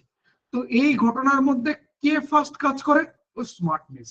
আমাদের যে 10টা ইউনিট রয়েছে, আমি ফার্স্ট পেপারের কথা বলছি, সেকেন্ড পেপারেও একই রকম ভাবে 10খানা ইউনিট রয়েছে। তো এখানে যদি তুমি এই ব্যাপারটা না বোঝো, অর্থাৎ এই ইকুই ব্যাপারটা যদি চালাও কাজে, তাহলে তা মস্ত বড় ভুল হবে। যে আমার 10টা ইউনিট রয়েছে, আমি সারাদিনে 5 ঘন্টা পড়াশোনা করি, 5 ঘন্টা পড়ি 10টা ইউনিট, মানে প্রত্যেকটা ইউনিটের জন্য আমি 8 ঘন্টা করে পড়াশোনা করলাম, তাহলে ব্যাপারটা আর যাই হোক তুমি চাকরি মানে কোয়ালিফাই কোনোদিন করতে পারবে না। শুধুমাত্র নেট পড়াই হবে আর এই পরীক্ষা দেওয়া হবে, কিন্তু তোমার কোয়ালিফাই করা আর হবে না। ঠিক আছে, একটু কথাগুলোকে শুনতে শেখো, ভালো লাগবে। তো এই স্মার্টনেস তোমাকে প্রত্যেকটা স্টেপে দেখাতে হবে, প্রত্যেকটা ওয়ার্ড। আমি যে কথাগুলো বলছি, এই প্রত্যেকটা কথার আগে স্মার্ট বসিয়ে নাও, প্রত্যেকটা কাজের আগে স্মার্ট বসিয়ে নাও। তুমি কোনো কিছু লিখতে যাচ্ছ, সেখানেও স্মার্ট বসে নাও। স্মার্ট ব্যাপারটা খুব গুরুত্বপূর্ণ। যে যেখানে তুমি স্মার্টনেস তোমার মধ্যে কম পড়ে যাবে, বা আমি আমি আর তুমি ধরো এর মধ্যে রয়েছে, যে আমি ওকে একই কাজ করছি, তুমি একই কাজ করছো, তোমার প্রত্যেকটা স্টেপের মধ্যে স্মার্টনেস রয়েছে, আর আমার ওই 2-3টে স্টেপ পরে গিয়ে স্মার্টনেস রয়েছে, তাহলে তুমি আমার থেকে আগে এগোবে। তাই আবারও বলছি, আজকের দিনে দাঁড়িয়ে এই 2025-এর অক্টোবর দাঁড়িয়ে এই স্মার্ট ওয়ার্ডটা খুব ইম্পর্টেন্ট। প্রত্যেকটা সেন্টেন্স না, প্রত্যেকটা ওয়ার্ডের আগে স্মার্ট কথাটা কাজে লাগো। তুমি একটা কথা বলতে চাইছো, তার মধ্যে 4টে সেন্টেন্স রয়েছে, 4টে সেন্টেন্স, প্রত্যেকটা সেন্টেন্সে আবার 4টে করে ওয়ার্ড রয়েছে, ওই 4টে ওয়ার্ড ইন্টু 4টে সেন্টেন্স, মানে 16 বার তুমি স্মার্টনেস কাজে লাগাও। দেখো তোমার রেজাল্ট খুব ফাস্ট পাবে, ট্রুথফুল পাবে, জেনুইন পাবে, অথেন্টিক পাবে, এবং তার মধ্যে এই হার্ডওয়ার্কের জায়গাটা বুঝতে পারবে তুলনামূলক অন্যান্য তুলনায় কম রয়েছে। মানে তুমি কম কাজ করেছো, রেজাল্ট বেশি পেয়েছো। আমি আশা করি বোঝাতে পারছি। আমি 2 নম্বর 3 নম্বর নিয়ে আরো ডিটেলসে আসবো, আজই এই নিয়ে কথা বলবো, ডিটেলসে কথা বলবো। তো এই যে কথাগুলো বললাম, এই যা কিছু বললাম, এটা শুনতে ভালো লাগে, ঠিক আছে? আমি তো বললাম বাবা, এই মাত্র তো বললাম, আমি 2 নম্বর 3 নম্বর পয়েন্ট নিয়ে ডিটেলসে বলবো। আমি এখন যা কিছু বলছি তোমাকে শুধুমাত্র টেকনিক্যাল কিছু ওয়ার্ড বলছি, আমি ডিটেলসে যাব। আমাকে একটু সময় দাও বাবা, আমাকে একটু সময় দাও প্লিজ। তো এই এতক্ষণ ধরে যা কিছু বললাম, দেখো তোমার মধ্যে একটা গদগদ ব্যাপার চলে এসছে, এটা মনে হচ্ছে একটা কনফিডেন্স পেয়েছে, এবার একটা কিছু করবো, এবার একটা কিছু হবে, একটা মোটিভেশনাল এসছে, ঠিক আছে এবার ক্লাসটা হয়ে গেলে পড়তে বসে যাবো। এই যে গরম গরম ব্যাপারটা না, এই ব্যাপারটা খুব বেশি হলে তোমার মধ্যে দেখবে 2 দিন 5 দিন 7 দিন 10 দিন 15 দিন থাকছে, তারপরে আর থাকবে না। মানে আমার এই কি বলে মোহ মমতা সব কেটে যাবে, সব নষ্ট হয়ে যাবে, আর থাকবে না। আর তোমার মধ্যে এই ব্যাপারগুলোর গদগদ ব্যাপারগুলো থাকবে না।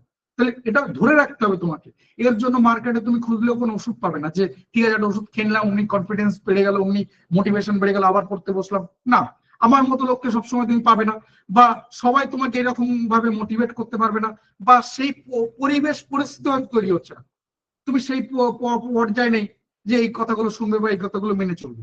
তাহলে উপায় কি? কারণ এই একটা জিনিস, মানে আমাদের যেমন প্রত্যেক দিন আমাদের এই দেহ গঠনের জন্য আমি কথা বলছি, আমার যে বৃদ্ধি ঘটছে, এর জন্য আমাদের কি দরকার? আলটিমেট খাবার দরকার। আমি প্রতিদিন খাবার খাচ্ছি, তবে আমার মধ্যে গ্রোথ, এই বৃদ্ধি বা যাই বলো না কেন, সবকিছু ডেভেলপ করছে। আমি যদি 4 দিন না খেয়ে থাকতাম, আমি এত জোরেও কথা বলতে পারতাম না, এতক্ষণ ধরে আমি কথা বলতে পারতাম না, আমি ঝিমিয়ে পড়তাম এতক্ষণ, তাই না? তো এই এনার্জি কোথা থেকে পাবে তাহলে? এই সোর্স অফ এনার্জি কোথায়? মানে এটা যদি না হয়, তাহলে তুমি কোনোভাবে এগুলোকে টিকিয়ে রাখতে পারবে না। তুমি যাই কিছু করছো না কেন, সবকিছুর মধ্যে থেকে এনার্জি রয়েছে, সেটা যে কোনো ভাবে হোক, সেটা বস্তু বিশেষ হোক, বা সেটা যাই কিছু। আমাদের মোবাইলটা চলছে, তাও এনার্জি। আমি ল্যাপটপ বা ডেস্কটপে ক্লাস করছি, সেখানেও এনার্জি রয়েছে, সবকিছুর মধ্যে। তাহলে এই এনার্জির সোর্সটা কোথায়? তাহলে আমাদেরকে যদি আরেকটু ব্যাকএন্ডে যাই, তাহলে সেই জায়গাটা দেখলে আমরা বুঝতে পারবো যে অ্যাকচুয়ালি কি। তাহলে প্রথম যে সোর্সটা কাজ করছে সেটা হচ্ছে প্যাশন। প্যাশন। আমি এখানে যে 1 2 3 করে যেগুলো লিখেছি, এগুলো আমি তোমার পরে ফোর্স করতে পারি। আজকে তোমার থেকে মোবাইলটা কেড়ে নিলাম, ঘরের মধ্যে তো আটকে দিয়ে দরজা বন্ধ করে দিলাম, যা খেতে দেবো না, যদি 2 ঘন্টা না পড়িস, এখন 9টা বাজে, 2 ঘন্টা পড়বি তো রাত্রেবেলা খাওয়ার, তার আগে খেতে দেবো না, মোবাইল দেবো না, তোকে পড়তেই হবে। প্রত্যেকদিন এখন থেকে এই সময় পড়তে হবে, তবে তুই মোবাইল পাবে, তবে তুই খেতে পাবি, তাহলে তোকে আমি খেতেও দেবো না, মোবাইলও দেবো না। আমি তোমার জোর করতে পারি, বাধ্য করতে পারি, তোমাকে জোর করে পড়াতে পারি, খাট ধরে এ করতে পারি, কিন্তু প্যাশন ব্যাপারটা আসবে না। মানে তোমার গিটার নিয়ে কোনো কিছু ভালো লাগে না, তুমি গিটার নিয়ে কোনো কিছু পছন্দ করো না, আমি তোমাকে নিয়ে গিটার নিয়ে অনেক কিছু জ্ঞান দিলাম, ভালো লাগবে, তুমি দুম করে ছেড়ে বেরিয়ে যাবে। আমি বডি বিল্ডিং এ অনেক কিছু বললাম, এই খাও, এই করো, রেগুলার এই এক্সারসাইজ করো, এই শোল্ডারের উপরে এইগুলো করো, লেগের জন্য এইগুলো করো, এই বাইসেপস ট্রাইসেপস এর জন্য এগুলো করো, তোমার ভালোই লাগে না এই পার্ট, তাহলে তুমি আর শুনবে না সেই কথাগুলো। তাহলে প্যাশন রয়েছে বলে এখনো তুমি ধরো এখানে রয়েছে বা এই কথাগুলো শুনছো। এই প্যাশন ব্যাপারটা কিন্তু একদিনে হয় না, ধীরে ধীরে আমাদের ফ্যামিলি, আমাদের সারাউন্ডিংস, আমাদের স্কুল কলেজ, প্রতিবেশী, আত্মীয় স্বজন, সবাই এই আমাদের প্যাশনের জন্য দায়ী। মানে আমার বাবা মা যদি এরকম হতো যে আমার বাবা মা সঙ্গীত জগতের লোক, আমি ভোরবেলা 5টায় উঠে দেখছি মা করে গান গাইছে, বাবা ওদিকে গান গাইছে, আমার মধ্যে অটোমেটিক এই ব্যাপারগুলো তৈরি হবে। আমি সকালবেলা উঠে ব্রাশ না করে মায়ের পাশে গিয়ে বসলাম, মায়ের সাথে পে করলাম, আমার মধ্যে অটোমেটিক এগুলো জন্ম নেবে। তো এই প্যাশন ব্যাপারটাও ঠিক একই রকম।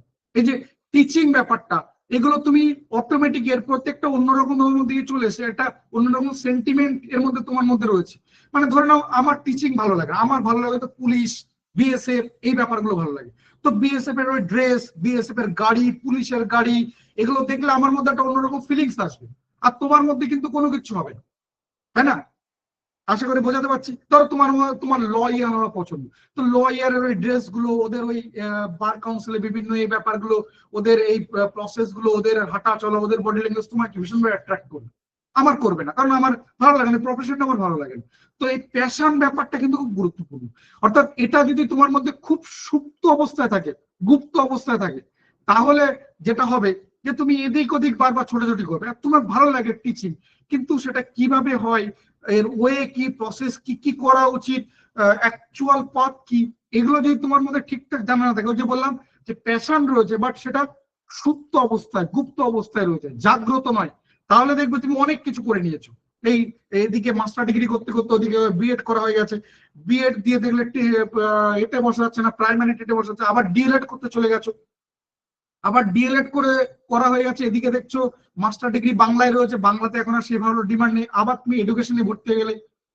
তো এইরকম একটা বিভিন্ন এদিক ওদিক ঘুরে ঘুরে ঘুরে ঘুরে গিয়ে দেখলে যখন বয়সের দিকে তাকাচ্ছ, বাবা 35 ছাড়িয়ে গেছে। তাই তো এই ঘটনা যে রেয়ার বলছি না, এই সারা ওয়েস্ট বেঙ্গলের মধ্যে 2-4 জন রয়েছে, একদমই না। বেশিরভাগ ছেলে মেয়ের ক্ষেত্রে এই ব্যাপারগুলো রয়ে গেছে, কারণ আমরা শুরুটাই বা চিন্তা ভাবনা করি মাস্টার ডিগ্রির পরে গিয়ে। মানে আমাদের চিন্তা ভাবনা করা উচিত অ্যাকচুয়ালি গ্রাজুয়েশনের লাস্ট ইয়ার থেকে চিন্তা ভাবনা করা উচিত, আমাকে নেট পরীক্ষা দিতে হবে, আমাকে হায়ার এডুকেশনের মধ্যে যেতে হবে। তো এই চিন্তা ভাবনাই আমরা করি মাস্টার ডিগ্রির পরে গিয়ে। মাস্টার ডিগ্রির পরে গিয়ে মধ্যবিত্ত ছেলে মেয়েদের বাড়িতে যে অবস্থায়, যদি মেয়ে হয় তাহলে এবার বিয়ের জন্য চিন্তা ভাবনা করা, যে অমুকের শালার ছেলেটা খুব ভালো, এই নতুন চাকরি পেয়েছে, ব্যাঙ্গালোরে থাকে, ওর সাথে কথা বলে। আর যদি ছেলে হয় তাহলে বাবা কিছু একটা দেখ, বাবার সাথে একটু বস, প্রাইভেট কিছু একটা করার চেষ্টা কর, অ্যাটলিস্ট নিজের পক্ষে কিছু টিউশন ধর, বাবার পারবে আর কতদিন পারবে, তোমার মধ্যে সেই ব্যাপারগুলো চলে আসবে। আমি দেখো কতটা কি বাড়িয়ে বলছি বা কিছু। তো প্যাশন ব্যাপারটা যদি তোমার মধ্যে খুব বেশি জাগ্রত থাকে, তাহলে দেখবে এদিক ওদিক ঘুরে তুমি মরছো না। তাই অনেকের ক্ষেত্রে এই ব্যাপারটা আছে যে খুব ফাস্ট হচ্ছে, এবার তুমি বলতে পারো স্যার ভাগ্য খুব ভালো, তাই আমার ভাগ্য ভালো না তাই এরকমটা, যেমন অমাবস্যা লগ্নে জন্ম হয়েছিল তাই এরকমটা হচ্ছে। এই ব্যাপারটা যদি হয়, তাহলে ভাগ্য আমার তোমার কারোর হাতে নেই, ওটা কমন ফল্ট, ওটা বাদ দিয়ে দাও। তুমি চেঞ্জ করতে পারবে না, তোমার ভাগ্যে যা লেখা রয়েছে তুমি কোনোদিন চেঞ্জ করতে পারবে না। আর আমার ভাগ্যে যদি খুব ভালো থাকে তুমি নিয়ে নিতে পারবে না। তাহলে এই ব্যাপারটা নিয়ে ডিসকাস করে লাভ নেই। তাহলে যেটা আমাদের দরকার সেগুলো আমরা করি। তাহলে এই জায়গাটা যদি তোমার কাছে জাগ্রত না থাকে, তাহলে খুব সমস্যা হয়ে যাবে। 2 নম্বর পয়েন্ট যেটা সব থেকে আমাদের এখানকার জন্য গুরুত্বপূর্ণ এবং আমাদের এন্টায়ার বলতে পারো যে চালনা শক্তি বলতে পারো, মানে আমাদের সমস্ত কিছু যে চালনা করছে সেটা কি না, ডেডিকেশন। ডেডিকেশন বা ডিটারমিনেশন। আমি বলবো সব থেকে, যত কিছু যা বললাম এর মধ্যে সব থেকে পাওয়ারফুল ওয়ার্ড হচ্ছে ডেডিকেশন। অর্থাৎ তোমাকে ইয়েস নো বলা শেখায় কে? ডেডিকেশন। কোথায় ইয়েস বলতে হবে আর কার মুখের উপর নো বলতে হবে এই কথা কে শেখায়? ডেডিকেশন। স্যাক্রিফাইস কম্প্রোমাইজের ডেফিনেশন কে পাল্টে দেয়? ডেডিকেশন। মানে তোমার মধ্যে যদি এটা ঠিকঠাক থাকে তাহলে তুমি সঠিক পথে এগোবে। মানে প্যাশনের জায়গাটা তোমার কাছে একদম জেনুইন, অথেন্টিক এবং সেটা পারফেক্ট রয়েছে। এবার যদি ডেডিকেশন এরকম ঠিকঠাক থাকে তাহলে তুমি একদম জেনুইন এগোবে, এদিক ওদিক কখনো হবে না। এবং এই ডেডিকেশনের ক্ষেত্রে বলে রাখি, মানে যারা একদম বোঝো না বা কিছু, তাদের জন্য বলছি আমাকে 1 মিনিট টাইম দেবে, 9টায় যে ক্লাসটা থেকে একটু ওপেন করে দিই, ঠিক আছে? 1 মিনিটের বেশি লাগবে না। ঠিক 1 মিনিট মানে 1 মিনিট, তার বেশি লাগবে না, একটু আমাকে টাইম দাও। আমি আরো একবার ডিসক্লেমার দিয়ে দিচ্ছি, যাদের মনে হচ্ছে দরকার নেই, প্রচুর সময় নষ্ট হচ্ছে, ডেটা নষ্ট হচ্ছে, আমি আবারও বলছি, যেটা সকালবেলা বললাম একদম ক্লাসের শুরুতে, যে বেরিয়ে যেতে পারো, কোনো অসুবিধা নেই, কিন্তু আমাকে আমার মতো করে করতে দেবে। আমি আমার জায়গাটা সম্পূর্ণ ক্লিয়ার করব, তার জন্য একটু আমাকে সময় দিতে হবে। এতটুকু তোমার দিক থেকে ওই স্যাক্রিফাইস কম্প্রোমাইজ জায়গাটা রাখবে, তাহলে আমি করতে পারবো, আদারওয়াইজ কিন্তু আমি পারবো না। একটু আমাকে টাইম দাও, একটু আমাকে কোঅপারেট করো। আমার হয়ে গেছে, 1 মিনিটেরও কম সময় লাগবে আর আমার ট্রাই করতে।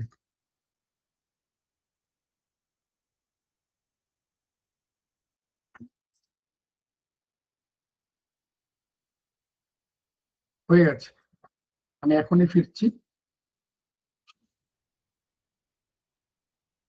চলো, যে জায়গাটা ছিলাম তাহলে।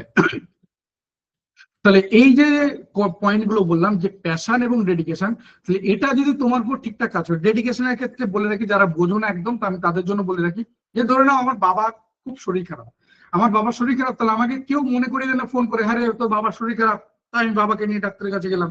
বাবার টেস্ট করিয়েছিস, তাই আমি বাবাকে টেস্ট করতে গেলাম, এরকম নয় ব্যাপারটা। মানে ধরে নাও রাত 12টার সময় বাবার জন্য এমার্জেন্সি ওষুধ দরকার, আমার একবার মনে হবে না বাইরে বৃষ্টি হচ্ছে বা রাত্রে ঘুমটা নষ্ট হবে, শুধু শুধু বাইরে বেরোলে কুকুর কামড়াবে, কুকুরে তাড়া করবে, আমার একবারের জন্য মনে হবে না। কালকে বাবাকে ডাক্তারের কাছে নিয়ে যাবো, আমার 4 দিন অফিস কামাই করতে হবে, তার জন্য একবার মনে হবে না যে হ্যাঁ বাবা সুস্থ হয়ে গেলে বলবো বাবাকে তোমার জন্য আমার 4 দিন অফিস কামাই হয়েছে। এই ব্যাপারগুলো আসবে না। এটা হচ্ছে ডেডিকেশন। অর্থাৎ তোমার জন্য তুমি কোনো কিছু করছো নিজে থেকে, তার জন্য তুমি কাউকে কৈফিয়ত দিচ্ছ না, কোনো কিছু করছো না, সেটাকে ডেডিকেশন বলছি।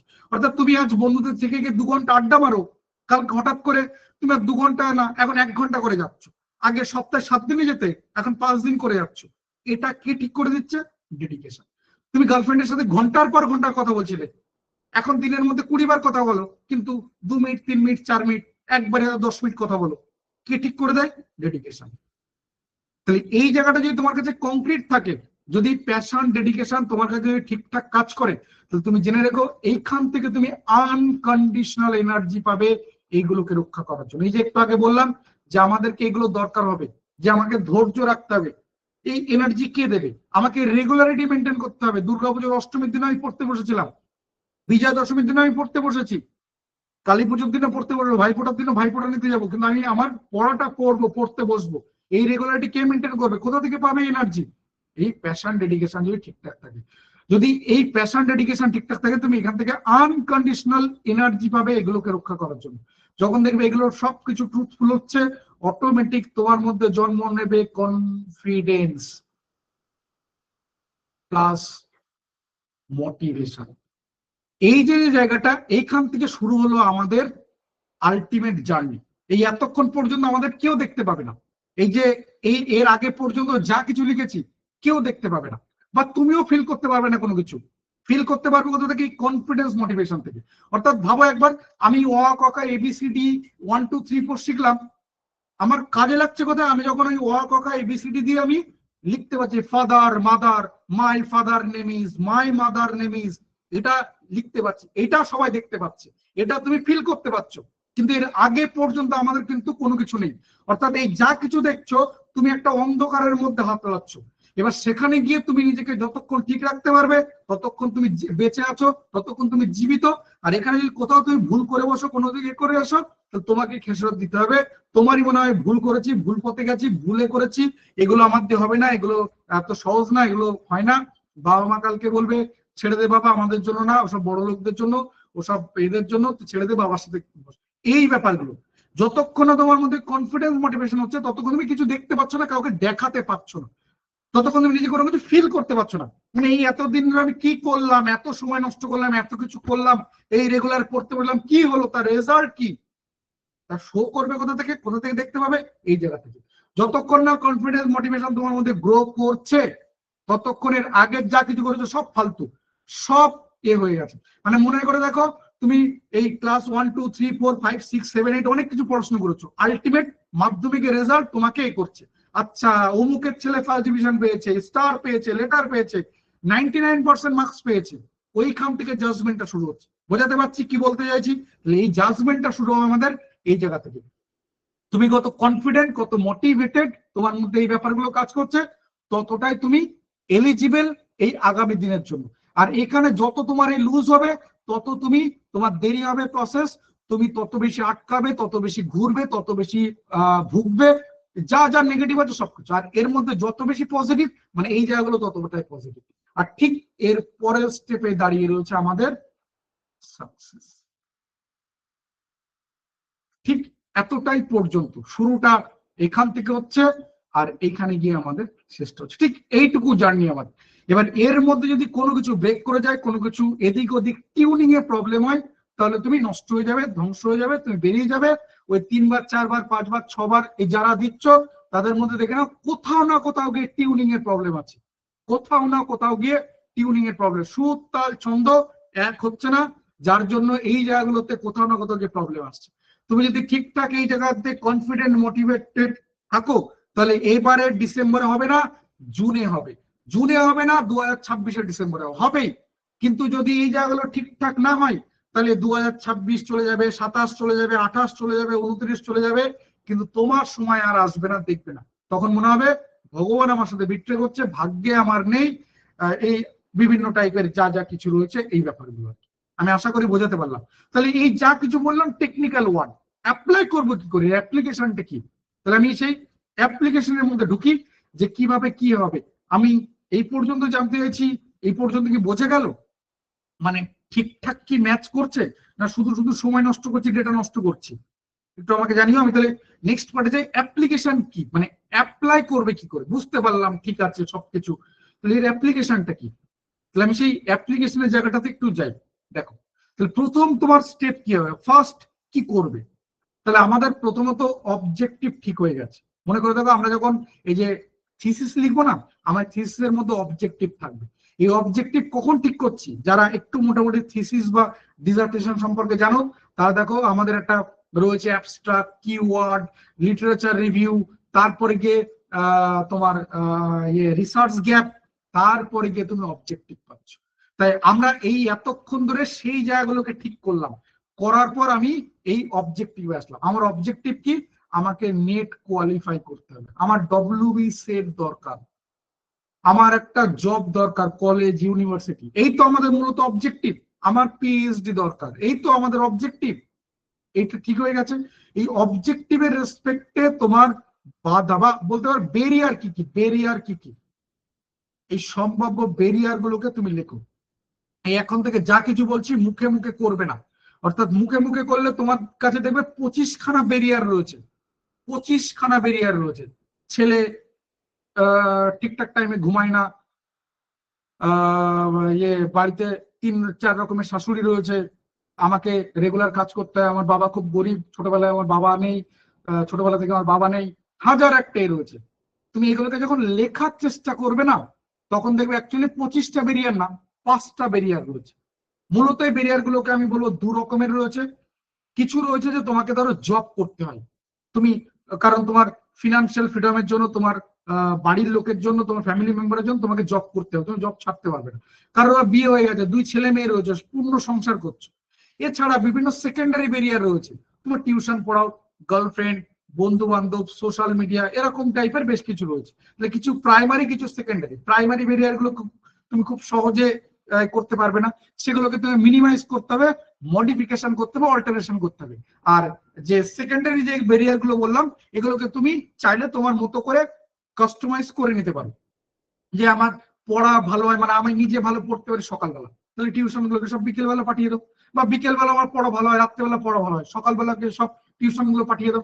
গার্লফ্রেন্ড, বয়ফ্রেন্ড, তোমার বন্ধু বান্ধব, সোশ্যাল মিডিয়া, যা যা রয়েছে সব তুমি তোমার মতো করে কাস্টমাইজ করতে হবে। তাহলে ফার্স্ট এই জায়গাটাকে ঠিক করো। যে আমি আবারও বলছি, স্টেপ বাই স্টেপ না গেলে হবে না। তুমি যদি ভাবো যে ঠিক আছে চলো আমি একটা মাদানের একটা বই কিনে এসেছি, বা আরো অন্য আরিয়ানদের বই রয়েছে, বা কিছু একটা বই রয়েছে, 4টে বই কিনে নিয়ে দুম করে রেখে পড়তে বসলাম, পড়তে পারবে না। তুমি পড়বে কি, শুরুটা করবে কি দিয়ে, তুমি পড়তে পারবে না। তাই ফার্স্ট একদম স্টেপ বাই স্টেপ চলো। মানে আমরা এবিসিডি শেখার পর তবে ফাদার মাদার শিখছি, তবে গিয়ে মাই ফাদার নেম ইজ বলছি।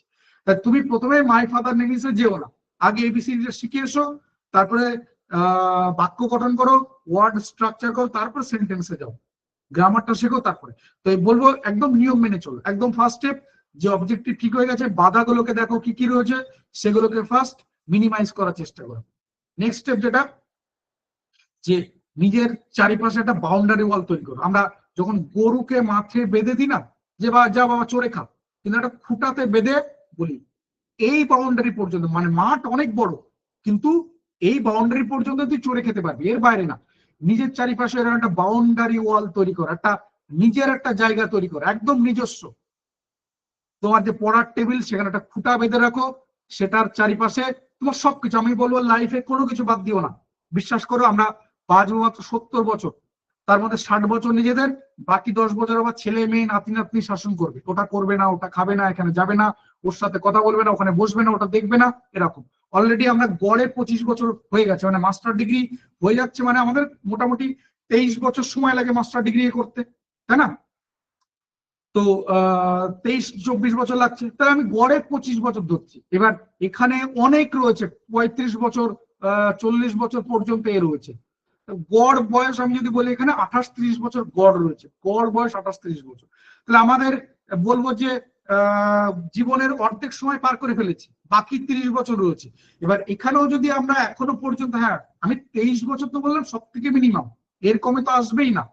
এর কমে তো কেউ নেই, তাই না? আমি মাস্টার ডিগ্রি হয়ে গেছে, তার মানে 23 বছর তোমার বয়স হয়ে গেছে, এর কমে কেউ নেই। এবার এখানে আমি গড় বয়সের কথা বলছি, গড় বয়স 28 থেকে 30 বছর রয়েছে, কারণ প্রচুর ছেলে মেয়ে রয়েছে 30 বছর ছাড়িয়ে গেছে, গড় করলে ওই 28-30-এ চলে আসবে দেখবে, যেখানটা ছিলাম। তাহলে ফার্স্ট যে একদম নিজের চারিপাশে একটা বাউন্ডারি ওয়াল তৈরি করো, এটা একান্তই তোমার নিজস্ব, একান্তই তোমার নিজস্ব। এখানে তুমি তোমার মোবাইল পর্যন্ত রাখবে না, নিজের বাবা মাকে এখানে অ্যালাউ করবে না, বা তোমার যে সব থেকে কাছের যে নিজের, তাকেও অ্যালাউ করবে না। আমাদের লাইফের কিছু জায়গাতে তোমাকে স্যাক্রিফাইস করতেই হবে। তোমার যেটা সব থেকে কাছের, সব থেকে নিজের, তোমার সন্তান, তাকেও তুমি এই বাউন্ডারির মধ্যে অ্যালাউ করবে না, মোবাইল ফোনকে অ্যালাউ করবে না, বাবা মার কথা বলছি অ্যালাউ করবে না, এর মধ্যে একান্ত তোমার নিজস্ব জায়গা। আমি বলবো যে আমাদের তো 24 ঘন্টা টাইম, 3টে 8টে ভাগ করো, 8 + 8 + 8, তার মধ্যে একটা 8 ঘন্টার, আমি বলবো অন্তত 6 থেকে 7 ঘন্টা পার ডে টাইম দাও, পার ডে।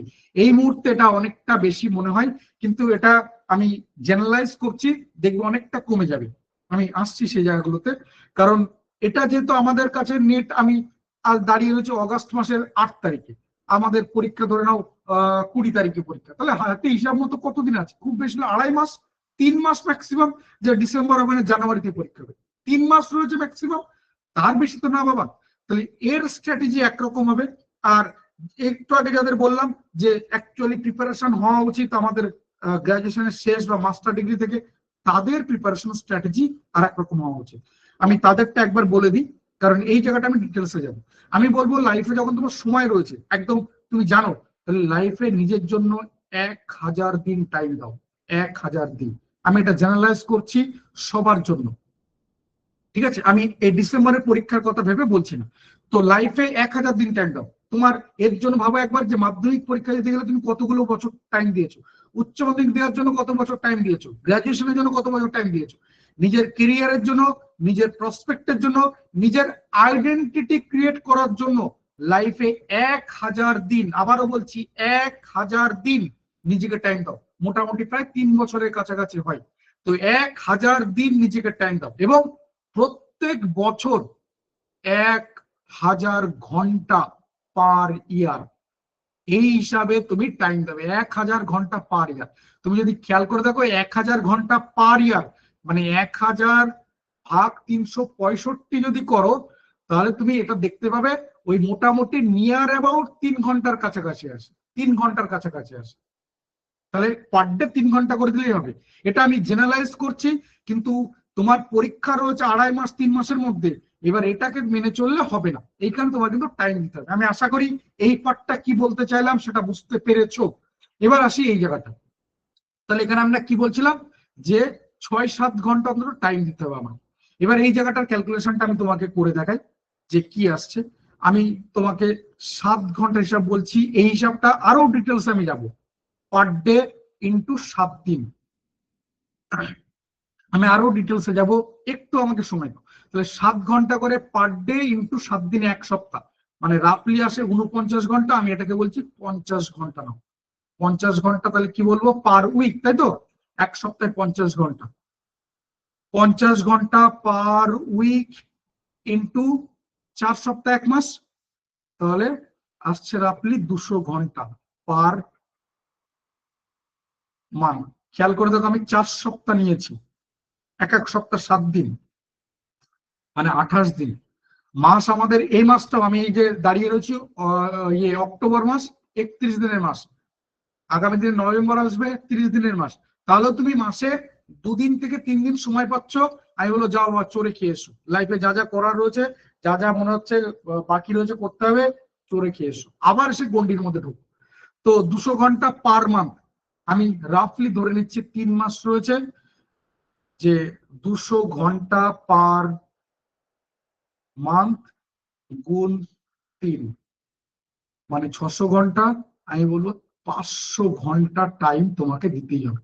যে টাইমটা আমার হাতে রয়েছে 500 আওয়ার্স, আমাকে টাইম দিতেই হবে। আমি তোমাকে জাস্ট একটা কথা বলি, আমার চোখের দিকে তাকাও, 500 ঘন্টা আগামী 3 মাস, এই হিসাবে বলছি, আগামী 3 মাস 500 ঘন্টা এই হিসাবে বলছি, বা 2.5 মাস 500 ঘন্টা। আমি তোমাকে যে কোনো ফিল্ডে, শুধুমাত্র এনটিএনএট এর জন্য বলছি না, যে কোনো ফিল্ডে, যে কোনো তোমার এতে তুমি যদি এই টাইমটা ডেডিকেশন সহ কাজে লাগাতে পারো, তুমি যে কোনো জায়গাতে নিজেকে অ্যাটলিস্ট সাইন করতে পারবে, দেখাতে পারবে। কালকে অ্যাটলিস্ট সেখানে তুমি কিছু না কিছু কাউকে না কাউকে বলতে পারবে। সেটা শুধুমাত্র ইন্টারনেটের জন্য না। আমি যদি ধরে নিই, এর আগে যে 2-4টি এক্সাম্পল দিয়েছি, গিটার, আমি ধরে নিই যে তুমি গিটার শিখতে চাইছো, তো আজকে থেকে একটা গিটার কেনার পর তুমি যদি গিটারের পেছনে আগামী 3 মাস ধরে 500 ঘন্টা টুং টুং টুং টুং করো, তাহলে আমি তোমাকে বলছি 3 মাস পরে গিয়ে তুমি অ্যাটলিস্ট কিছু না কিছু এখান থেকে করতে পারবে, যে কিভাবে কি বাজাতে হয়, স্পিড, তোমার মধ্যে অ্যাকিউরেসি বা গান তোলার ওই ক্ষমতাগুলো, এই ব্যাপারগুলো তোমার মধ্যে কিছু না কিছু আসবে। আমাকে জানিও যে খুব ভুল বলে থাকলে, বা যদি এরকম মনে হয় যে না স্যার এগুলো অ্যাকচুয়ালি বলছেন শুনতে ভালো লাগে, ব্যাপারটা ঠিক সেরকম না, বাস্তব ব্যাপারটা অন্যরকম। যদি এরকম মনে হয় আমাকে বলবে, একটু লেখো না, মানে বাকিরাও জানো যে আমিও কিছু বাড়িয়ে বাড়িয়ে কথা বলছি, আর তুমি নেট বেঁচে রয়েছে, ডেটা বেঁচে রয়েছে, তাই তুমি ক্লাসগুলো করছো এখনো পর্যন্ত, একটু জানিও আমাকে। অন্যদিকে ধরো বডি বিল্ডিং এর জন্য বলেছিলাম 500 ঘন্টা কাজে লাগাও, আমি আবারও বলছি যে আজ যা রয়েছে 3 মাস পরে অ্যাটলিস্ট লোকগুলো তোমার দিকে তাকাবে, হ্যাঁ রে ভাই কি করে বানালি, 3 মাসে মাস আগে দেখলাম কেমন যেন প্যাকেটের মতো দেখতে ছিলি, কেমন দেখতে ভালো লাগছে। অচেনা লোকগুলো তাকিয়ে দেখবে বাবা কি সুন্দর বানিয়েছে বাইরে, তোমার চেনা লোকগুলো তোমাদেরকে সাজেশন নেবে যে ভাই কি করে বানালি, বল না কি কি করবো, কি খাচ্ছিস, কিভাবে করছিস, তোমার কাছে সাজেশন নিতে আসবে। তাই এটা যদি তুমি নেটের উপর অ্যাপ্লাই করো, আমি খুব নেগেটিভ ধরে নিচ্ছি যে হলো না, তারপরেও বলছি তুমি অ্যাটলিস্ট একটা জায়গা তৈরি করতে পারবে যে কেন হয়নি, কোন কোন জায়গায় ঘাটতি রয়েছে, কি কি আমার দরকার। যে ডিসেম্বর হয়নি, এই অ্যাপ্লাই, এই থিওরি যদি তুমি নেক্সট জুনের 2026 জন্য অ্যাপ্লাই করো, আমার মনে হয় হয়ে যাবে, আমার মনে হয় হয়ে যাবে। ঠিক আছে, আমি খুব নেগেটিভ ধরে নিচ্ছি ডিসেম্বরে নেট সেট দুটোর একটাও তোমার জন্য আর জুটলো না, আমি খুব নেগেটিভ ধরে নিচ্ছি। তারপরেও বলছি ডিসেম্বর যদি তোমার সাথ না দেয়, জুন 2026 তোমার জন্য সাথ দেবে। খুব বাজে কথা বলছি না, মিলিয়ে দেখো একবার। তো এই গেল নেক্সট। তাহলে এই এই এই জায়গাটাকে নিয়ে আমি আবার ডিটেলসে আসবো, এইটাকে বেস ধরে আমরা আবারও আসবো। আমি এই জায়গাটা ছিলাম তাহলে, যে আমাদের স্টেপ 2 যেটা বললাম, যে একেবারে নিজের জন্য একটা বাউন্ডারি ওয়াল তৈরি করো, এটা ভীষণভাবে গুরুত্বপূর্ণ। আমি আবারও বলছি যে অনেকে বলবে এই মুহূর্তে স্যার কি কি বই কিনবো, কি কি করবো, কোনো কিছু কাজে লাগবে না। আমি ধরলাম আমি তোমাকে 2, 3, 4টে বইয়ের নাম বলে দিলাম, তোমার কাছে টাকা রয়েছে, কালকে তুমি 2000 টাকা খরচ করে বই কিনে নিয়ে আসলে, কি পড়বে, কোথা থেকে পড়বে, কোথা থেকে শুরু করবে তুমি জানোই না। কিন্তু যদি তোমার কাছে এই জায়গাগুলো ক্লিয়ার থাকে, তাহলে তুমি পড়তে বসতে পারবে, পড়তে পারবে, কিছু না কিছু করতে পারবে। কিন্তু এই জায়গাগুলো ক্লিয়ার নেই, তুমি দুম করে পড়তে বসলে বই নিয়ে, তুমি ফর্ম ফিল আপ করে দুম করে ইয়ে করলে, কিছু একটা পিডিএফ কিনে নিয়ে আসলে, কোনো এক জায়গায় ভর্তি হয়ে গেলে, অথবা তোমার কাছে এই জায়গাগুলো এখনো পর্যন্ত ঠিকঠাক নেই, তাহলে তোমার হবে না। তাই দেখো যে বারবার যে ইনস্টিটিউটে গাদা গাদা ছেলে মেয়ে ভর্তি হচ্ছে, আর পাওয়ার ক্ষেত্রে কজন পাচ্ছে, আমি বলছি আবারও তোমাকে গ্যারান্টি দিয়ে, প্রত্যেকে এইভাবেই তোমার যাচ্ছে, এই ওয়েতে স্টেপ গুলোকে যাচ্ছে, এই ওয়েতে এইভাবেই তোমাকে সে স্টেপ গুলো নিয়ে নিয়ে যাচ্ছে। নেক্সট নেক্সট পার্টে চলে আসি। তাহলে এটা গেল আমাদের সেকেন্ড পার্ট, আশা করি বোঝাতে পারলাম। থার্ড পার্ট, আমাদের কাছে সিলেবাস বা এই আমরা বুঝে নিয়েছি কি কি। আমি যদি ফার্স্ট পেপারের কথা বলি, 10টা ইউনিট রয়েছে। এই 10টা ইউনিটের মধ্যে আগে প্রথমে ঠিক করে নাও যে তোমার কোন কোন ইউনিটে কেমন কি অবস্থা রয়েছে। 3টে ভাগে ভাগ করো, স্ট্রং, মডারেট, উইক। আমার 10টা ইউনিট, আমি ধরে নিলাম অঙ্কে আমি খুব দুর্বল, রিজনিং এ আমি মডারেট, টিচিং অ্যাপটিটিউডে আমি খুব স্ট্রং, রিসোর্স অ্যাপটিটিউড আমি খুব স্ট্রং, মানে ধরো একজন এডুকেশন বা কমার্স স্টুডেন্টের কথা বলছি, ঠিক আছে, বা আমি হয়তো হায়ার এডুকেশনের জায়গাটা আমি মোটামুটি একটু দুর্বল, আবার কম্প্রিহেনশনের জায়গাটা আমার মডারেট রয়েছে, কমিউনিকেশন আমি স্ট্রং।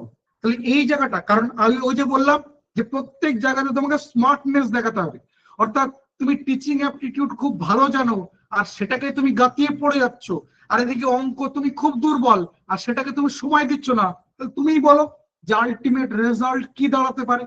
আবারও বলছি, আমাদেরকে প্রত্যেকটা স্টেপে স্মার্টনেস দেখাতে হবে, যেটা একদম শুরু দিয়ে, এই কথাটা শুরু দিয়ে আমি বলেছিলাম যে স্মার্টনেস যদি তুমি না দেখাতে পারো, তাহলে তুমি কিন্তু পস্তাবে। বা ওই একই কথা বলবো যে আমি তুমি দুজনে আমরা সমস্ত কিছু মেনে করছি, সবকিছু ঠিক আছে, তার মধ্যে তুমি আরো বেশি স্মার্ট, অনেক বেশি স্মার্টনেস কাজে লাগাচ্ছ, তাহলে ডেফিনেটলি তুমি আমার থেকে এগোবেই, আমি তোমার থেকে পিছিয়ে যাবই।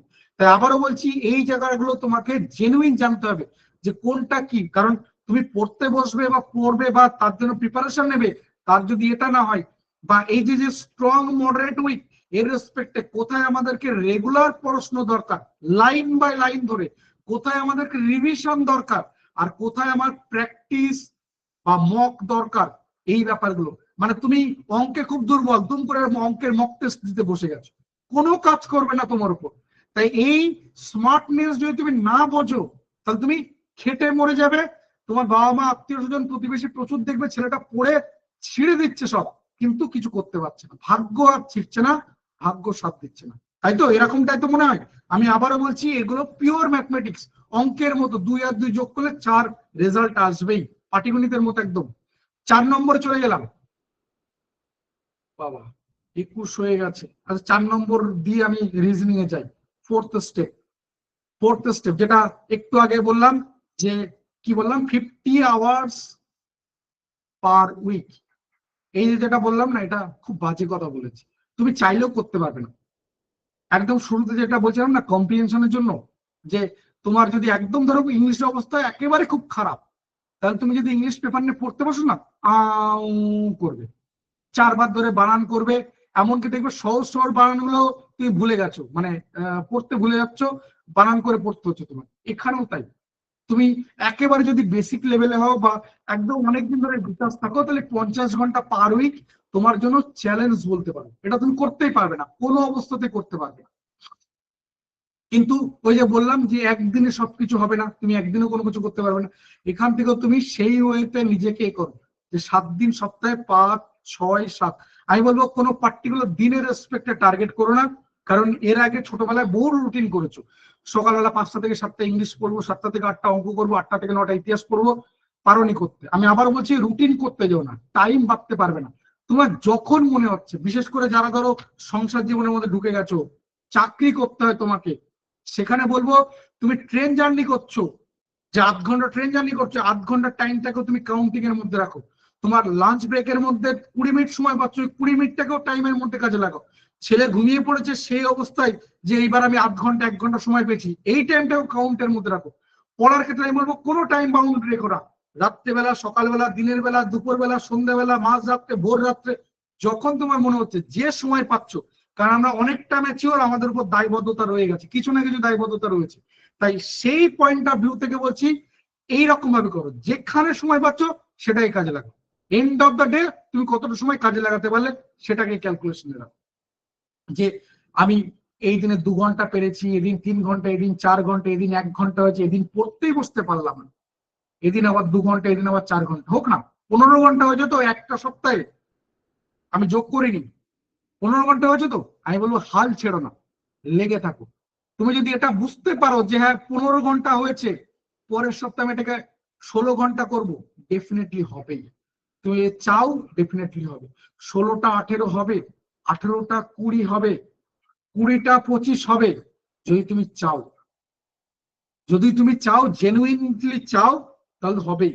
একটা সময় দেখবে এই 25টা 35 হচ্ছে। আমি বলবো পাস মার্কস যেটা আমাদের থাকে, 35 ঘন্টার কম হলে কোনো অবস্থাতেই হবে না। অর্থাৎ পার ডে চলে আসছে 5 আওয়ার্স পার ডে, এর কমে হলে কোনো অবস্থাতেই হবে না। 5 ঘন্টার কমে হলে, অর্থাৎ 50 ঘন্টা যেটা টার্গেট বলেছি, 35 ঘন্টা পাস মার্কস বলতে পারো, যে 35 ঘন্টার কমে যেন না আসে। মানে এই যে যেটা এখন 15 ঘন্টা দেখছো, এটাকে তোমাকে এইভাবে আস্তে আস্তে 20, 25, 30, 35 পর্যন্ত তোমাকে পৌঁছাতে হবে। একই রকম ভাবে আমাদের যে সপ্তাহ 7 দিন রয়েছে না, যে আমরা তো কত ঘন্টা করে টার্গেট করলাম, পড়লাম, এটা তো বুঝতে পারলাম। একই রকম ভাবে আমরা একটু আগে বললাম যে আমাদের 10টা ইউনিট রয়েছে ফার্স্ট পেপারের জন্য। যদি বলি, এক একটা ইউনিটে ধরে নাও 10টা করে সাব ইউনিট রয়েছে, হয়তো আমাদের অঙ্কে ধরে নাও 10টা ইউনিট রয়েছে, রিজনিং এ 10টা, টিচিং এর পিরিয়ডে 10টা সাব টপিক রয়েছে। টোটাল আমাদের ধরো 100 খানা সাব টপিক রয়েছে। তুমি এইভাবেও নাও যে আমি এই সপ্তাহে 10 খানা সাব টপিক কভার করবো, 10 খানা। এদিন আমি একটা কভার করতে পেরেছি, এদিন একটা, এদিন একটা, এদিন হয়নি, এদিন দুটো কভার করেছি, এদিন একটা, এদিন একটা, কটা হয়েছে? 6টা হয়েছে তো। টার্গেট রাখো, ঠিক হয়ে যাবে 6টা। নেক্সট উইকে দেখবে যদি তুমি চিন্তা ভাবনা করতে পারো, যদি ভাবতে পারো, যদি তুমি ভাবো যে আমি প্রোগ্রেস করবো, তাহলে 7টা 8টা 10টা ডেফিনেটলি হবে। একদিনে হবে না, আমি আবারও বলছি, একদিনে তুমি কিচ্ছু করতে পারবে না, কিচ্ছু পরিবর্তন করতে পারবে না, কিন্তু এটা যদি ধারাবাহিকতা রাখতে পারো, যদি এ করতে, যে একটু আগেও বললাম কম্প্রিহেনশনের জন্য, যে তুমি প্রথম দিন পড়লেও দেখবে 30% বুঝতে পারছো, যাদের অবস্থা খুব খারাপ, তুমি 30% বুঝতে পারছো, সেই তুমি একদিন 70% পৌঁছাতে পারো যদি তুমি এটাকে কন্টিনিউ করো। এবার আজকে ভাবলে পড়লাম 30% বুঝতে পারলাম আর কিছু বোঝা যাচ্ছে না, কালকেও পড়লাম, দূর ভালো লাগে না, সেটা করবো না, 5টা কোশ্চেন আর কি আছে, তাহলে আর হবে না, তাহলে তুমি হারিয়ে যাবে। কারণ কেউ যদি ভেবে থাকে, এই দুটো পয়েন্ট মাথায় রেখে দেবে, যে এক্সাম হলে ঢোকার আগে পর্যন্ত তুমি কোনো কিছু বাদ দিতে পারবে না, আর এক্সাম হলে ঢোকার পর তুমি সব কোশ্চেন আনসার করে আসতে পারবে না। কারণ আমাদের কখনো 100% আমাদের হবে না, পার্সেন্টেজের মধ্যে কিন্তু পার্থক্য আছে, আমি পার্সেন্টেজের কথা বলছি, যে 300টা কোশ্চেন আমাদের কাট অফ 300টা কোশ্চেন গেছে, এটা কখনোই হবে না। তাই দুটো পয়েন্ট, যে এক্সাম হলে ঢোকার আগে পর্যন্ত তুমি কোনো কিছু বাদ দিতে পারবে না, আর এক্সাম হলে ঢোকার পর তুমি সব কোশ্চেন আনসার করে আসতে পারবে না। আমি জিআরএফ এর জন্য বলবো যে ফার্স্ট পেপারে 32+, সেকেন্ড পেপারে 65+ তোমাকে টার্গেট করতে হবে, এর কমে হলে তোমার জন্য থ্রেটস রয়েছে, এর কমে যেন না হয়। বুঝতে পারছো? কেউ যদি ভাবো যে আচ্ছা 32টা তো বলেছেন, ঠিক আছে, ফার্স্ট পেপারে তো আমাদের 50টা কোশ্চেন থাকে, আমি 5টা কোশ্চেন বাদ দিয়ে দিলাম, আমি কম্প্রিহেনশন করবো না, 45-এর মধ্যে পরীক্ষা দেবো, তাহলে তুমি জেনে রেখো তোমার ভাগ্য ঠিক হয়ে গেছে, যে জীবনে তুমি নেট কোয়ালিফাই করবে না, তুমি অ্যাকচুয়ালি পরীক্ষা দিচ্ছ কাউন্টিং এর জন্য। ঠিক আছে, ইউজিসি কাউন্ট করতে পারবে যে এই ডিসেম্বরে এত লাখ ক্যান্ডিডেট পরীক্ষা দিয়েছিল, তুমি কাউন্টিং এর জন্য, ঠিক আছে, তুমি কোয়ালিফাই করতে পারবে না। তা আমি আবারও বলছি, কোনো কিছু বাদ দিতে পারবে না, আর প্রত্যেকটা ওয়ার্ডের মধ্যে তোমার স্মার্টনেস রাখতে হবে। সেট যত কি চাই, না না, আমি এটা অনেক বেশি বলেছি, সেট এর থেকে কম হবে, আমি নেটের রেসপেক্টে বলছি, ঠিক আছে, আমি নেটের রেসপেক্টে বলছি। আচ্ছা, আমি রিজনিং এর মধ্যে যাই, তবে আমার এখানে এখনো বলা হয়নি, এখানে আমি 4টে পয়েন্ট কভার করলাম, আর 3টে পয়েন্ট আমাকে বলতে হবে, আমি এগুলোকে কভার করব।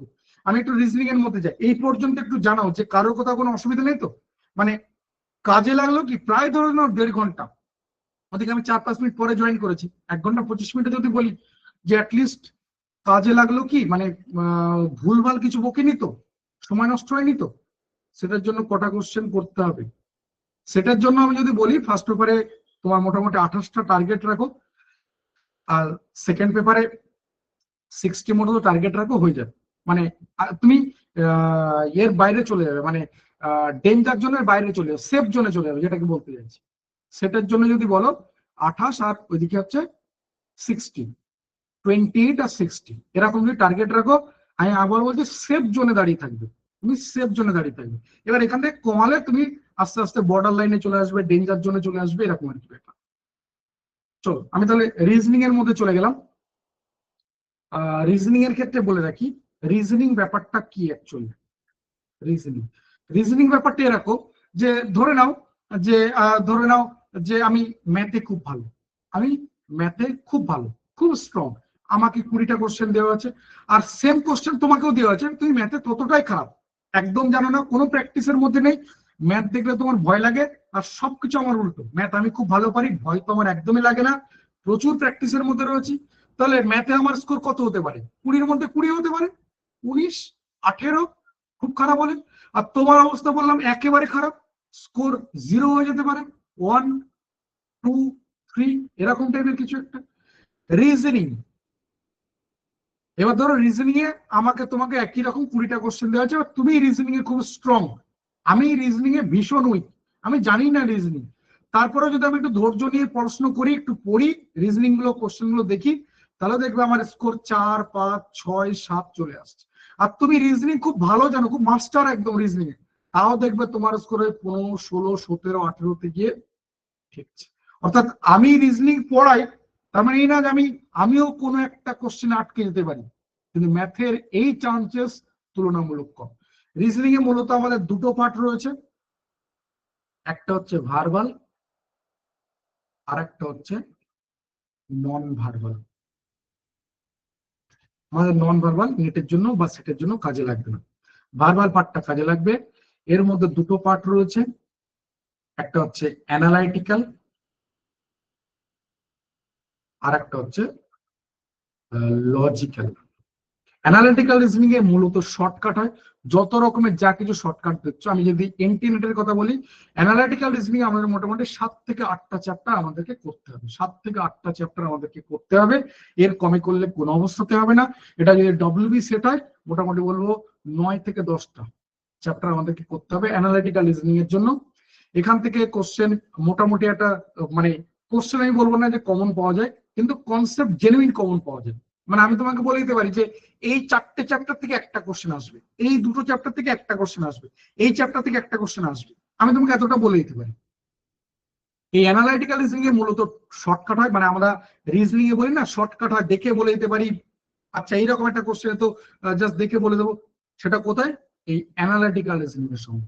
লজিক্যাল রিজনিং এ এইরকম টাইপের কিন্তু কোনো শর্টকাট বা ওইভাবে হয় না। এখানে মোটামুটি আমাদের 4-5টা চ্যাপ্টার রয়েছে। এখানে কিন্তু একটা লজিকের বেসিসে হবে, ঠিক আছে? এখানে যেমন ওই ইন্ডিয়ান লজিক, ওয়েস্টার্ন লজিক, এই পার্টগুলো রয়েছে, এদের অ্যাপ্লিকেশনের জায়গাগুলো রয়েছে, বিভিন্ন রকম statement assumption, statement conclusion, statement course of action, statement argument, অ্যাসারশনিজম, এই টাইপের অ্যাপ্লিকেশনের জায়গাগুলো তুমি প্রচুর পাবে।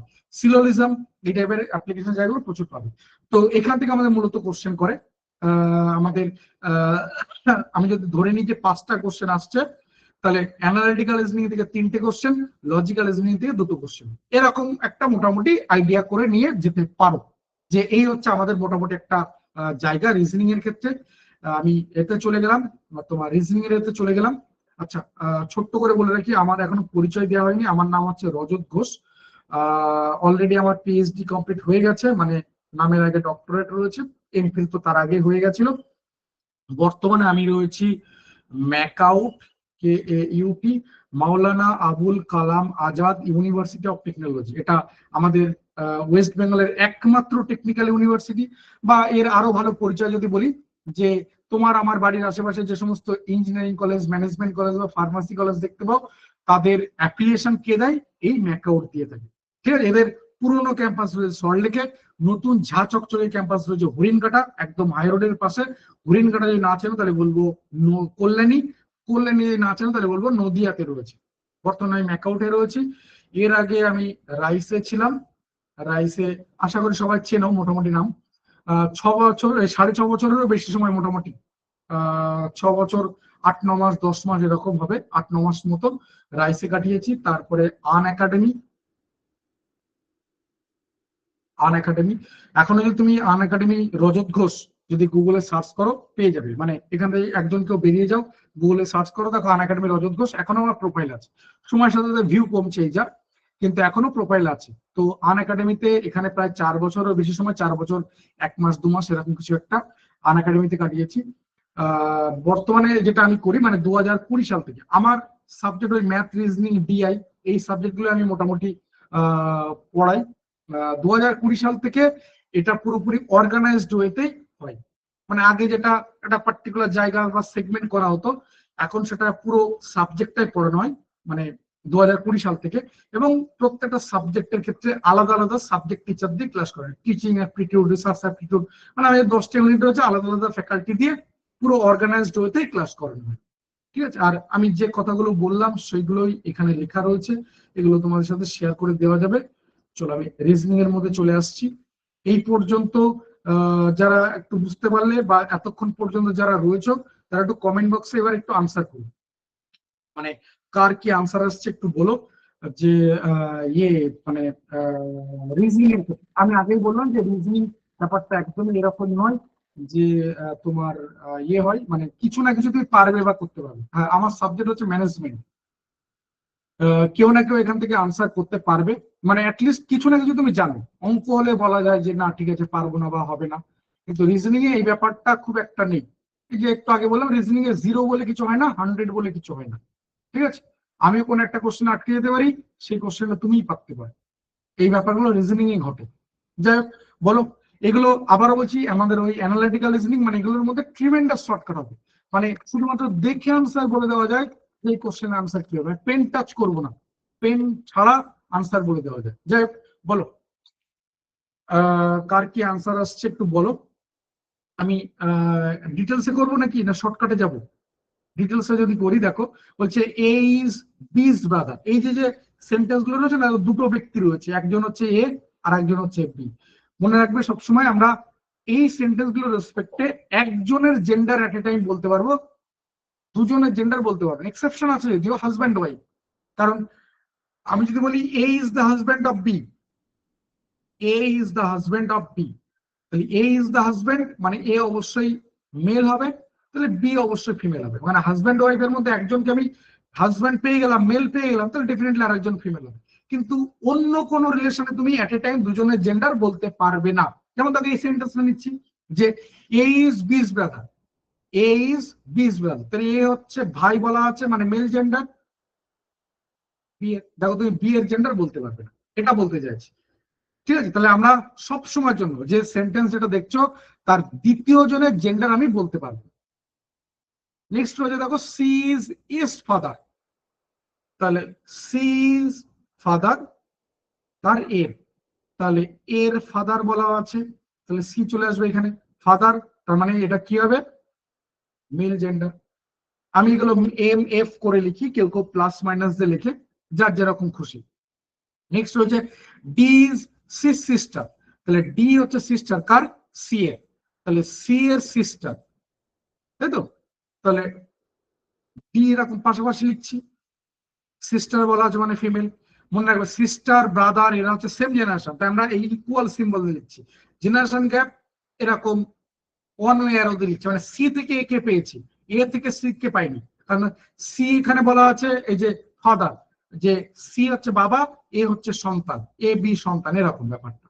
নেক্সট ইজ দিস মাদার, তাহলে ডি এর মা বলা আছে, ডি এর মা, কি মা বলা আছে মানে ফিমেল জেন্ডার, তাই তো? এরকম জানতে চাইছি how is B related to E, B কোথায় আছে দেখো এই যে, আর ই কোথায় আছে এই যে।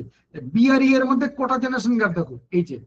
মনে রাখবে একটা জেনারেশন গ্যাপ মানে কি কি হবে সম্পর্ক, ফাদার মাদার আঙ্কেল আন্ট, এরকম সম্পর্ক।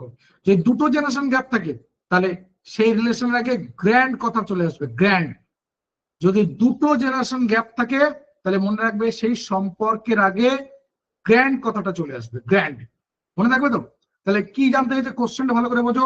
How is B related to E, বাংলায় বললে বলে বি কিভাবে ই এর সাথে সম্পর্কিত, বি সম্পর্কিত ই এর সাথে, বি নাতি সম্পর্কিত, বি নাতনি সম্পর্কিত, এরকমই তো বলবো।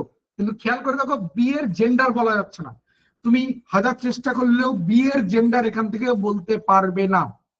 খেয়াল করে দেখো কোনো অবস্থাতে তুমি বি এর জেন্ডার পাবে না। তাই বি এর সম্ভাবনা কি রয়েছে, আইদার হবে যদি ছেলে হয় তাহলে গ্র্যান্ডসন, আর যদি মেয়ে হয় বি ফিমেল জেন্ডার হয় তাহলে বি হয়ে যাবে গ্র্যান্ড ডটার। তাই যেহেতু আমাদের যদি এরকম কোনো অপশন থাকতো যে আইদার গ্র্যান্ডসন আর গ্র্যান্ড ডটার, আমি সেটাকে আনসার করতাম। যেহেতু এরকম টাইপের কোনো অপশন নেই, আমরা আনসার করব কিন্তু ডেটা ইনঅ্যাডিকুয়েট। বাবা এটা চোখে পড়ছে না? এখানে যেহেতু বি এর জেন্ডার নেই তাহলে বি তো either grand Son or grand daughter, তাই না? এর মধ্যে যে কোনো একটা তুমি জেনুইন বলতে পারবে কি কি হবে, গ্র্যান্ডসন না গ্র্যান্ড ডটার? তাহলে আনসার তো হবে ডেটা ইনঅ্যাডিকুয়েট। আমি তো মানে সাফিসিয়েন্ট আমার কাছে ডেটা নেই যে আমি সেখান থেকে জেনুইন আনসার বা একদম কংক্রিট আনসার বলতে পারবো, তাই না? তাহলে আনসার হয়ে যাবে অপশন ডি। এগুলো কিন্তু আবারও বলছি দেখে আনসার বলে দেওয়া যায়, শুধুমাত্র দেখে, একদম পুরো বিবেকানন্দ স্টাইলে, একদম দুলে দুলে বিবেকানন্দ স্টাইলে আনসার বলে দেবো। আচ্ছা এই কোশ্চেন আনসার তাহলে এই হবে, এরকম। মানে এই না যে আমি বলতে পারি, শুধু তুমিও বলতে পারবে, এটা তোমার পক্ষেও বলা সম্ভব। সেকেন্ড কোশ্চেনে যাই, বলো একটু আনসার করো। ডাইরেকশন টেস্টের কোশ্চেন রয়েছে, ডাইরেকশন টেস্টের কোশ্চেন রয়েছে। মানে বলা যায় এরকম যে direction test, blood relation, coding decoding, এই তিনটে চ্যাপ্টার থেকে একটা কোশ্চেন থাকবে। ডাইরেকশন টেস্ট, ব্লাড রিলেশন আর কোডিং ডিকোডিং, বা এর সাথে র্যাঙ্কিংটাও নিতে পারো। এই চারটে চ্যাপ্টার থেকে একটা কোশ্চেন মিনিমাম থাকবেই থাকবে, একটা কোশ্চেন থাকবেই, এরকম ব্যাপারটা।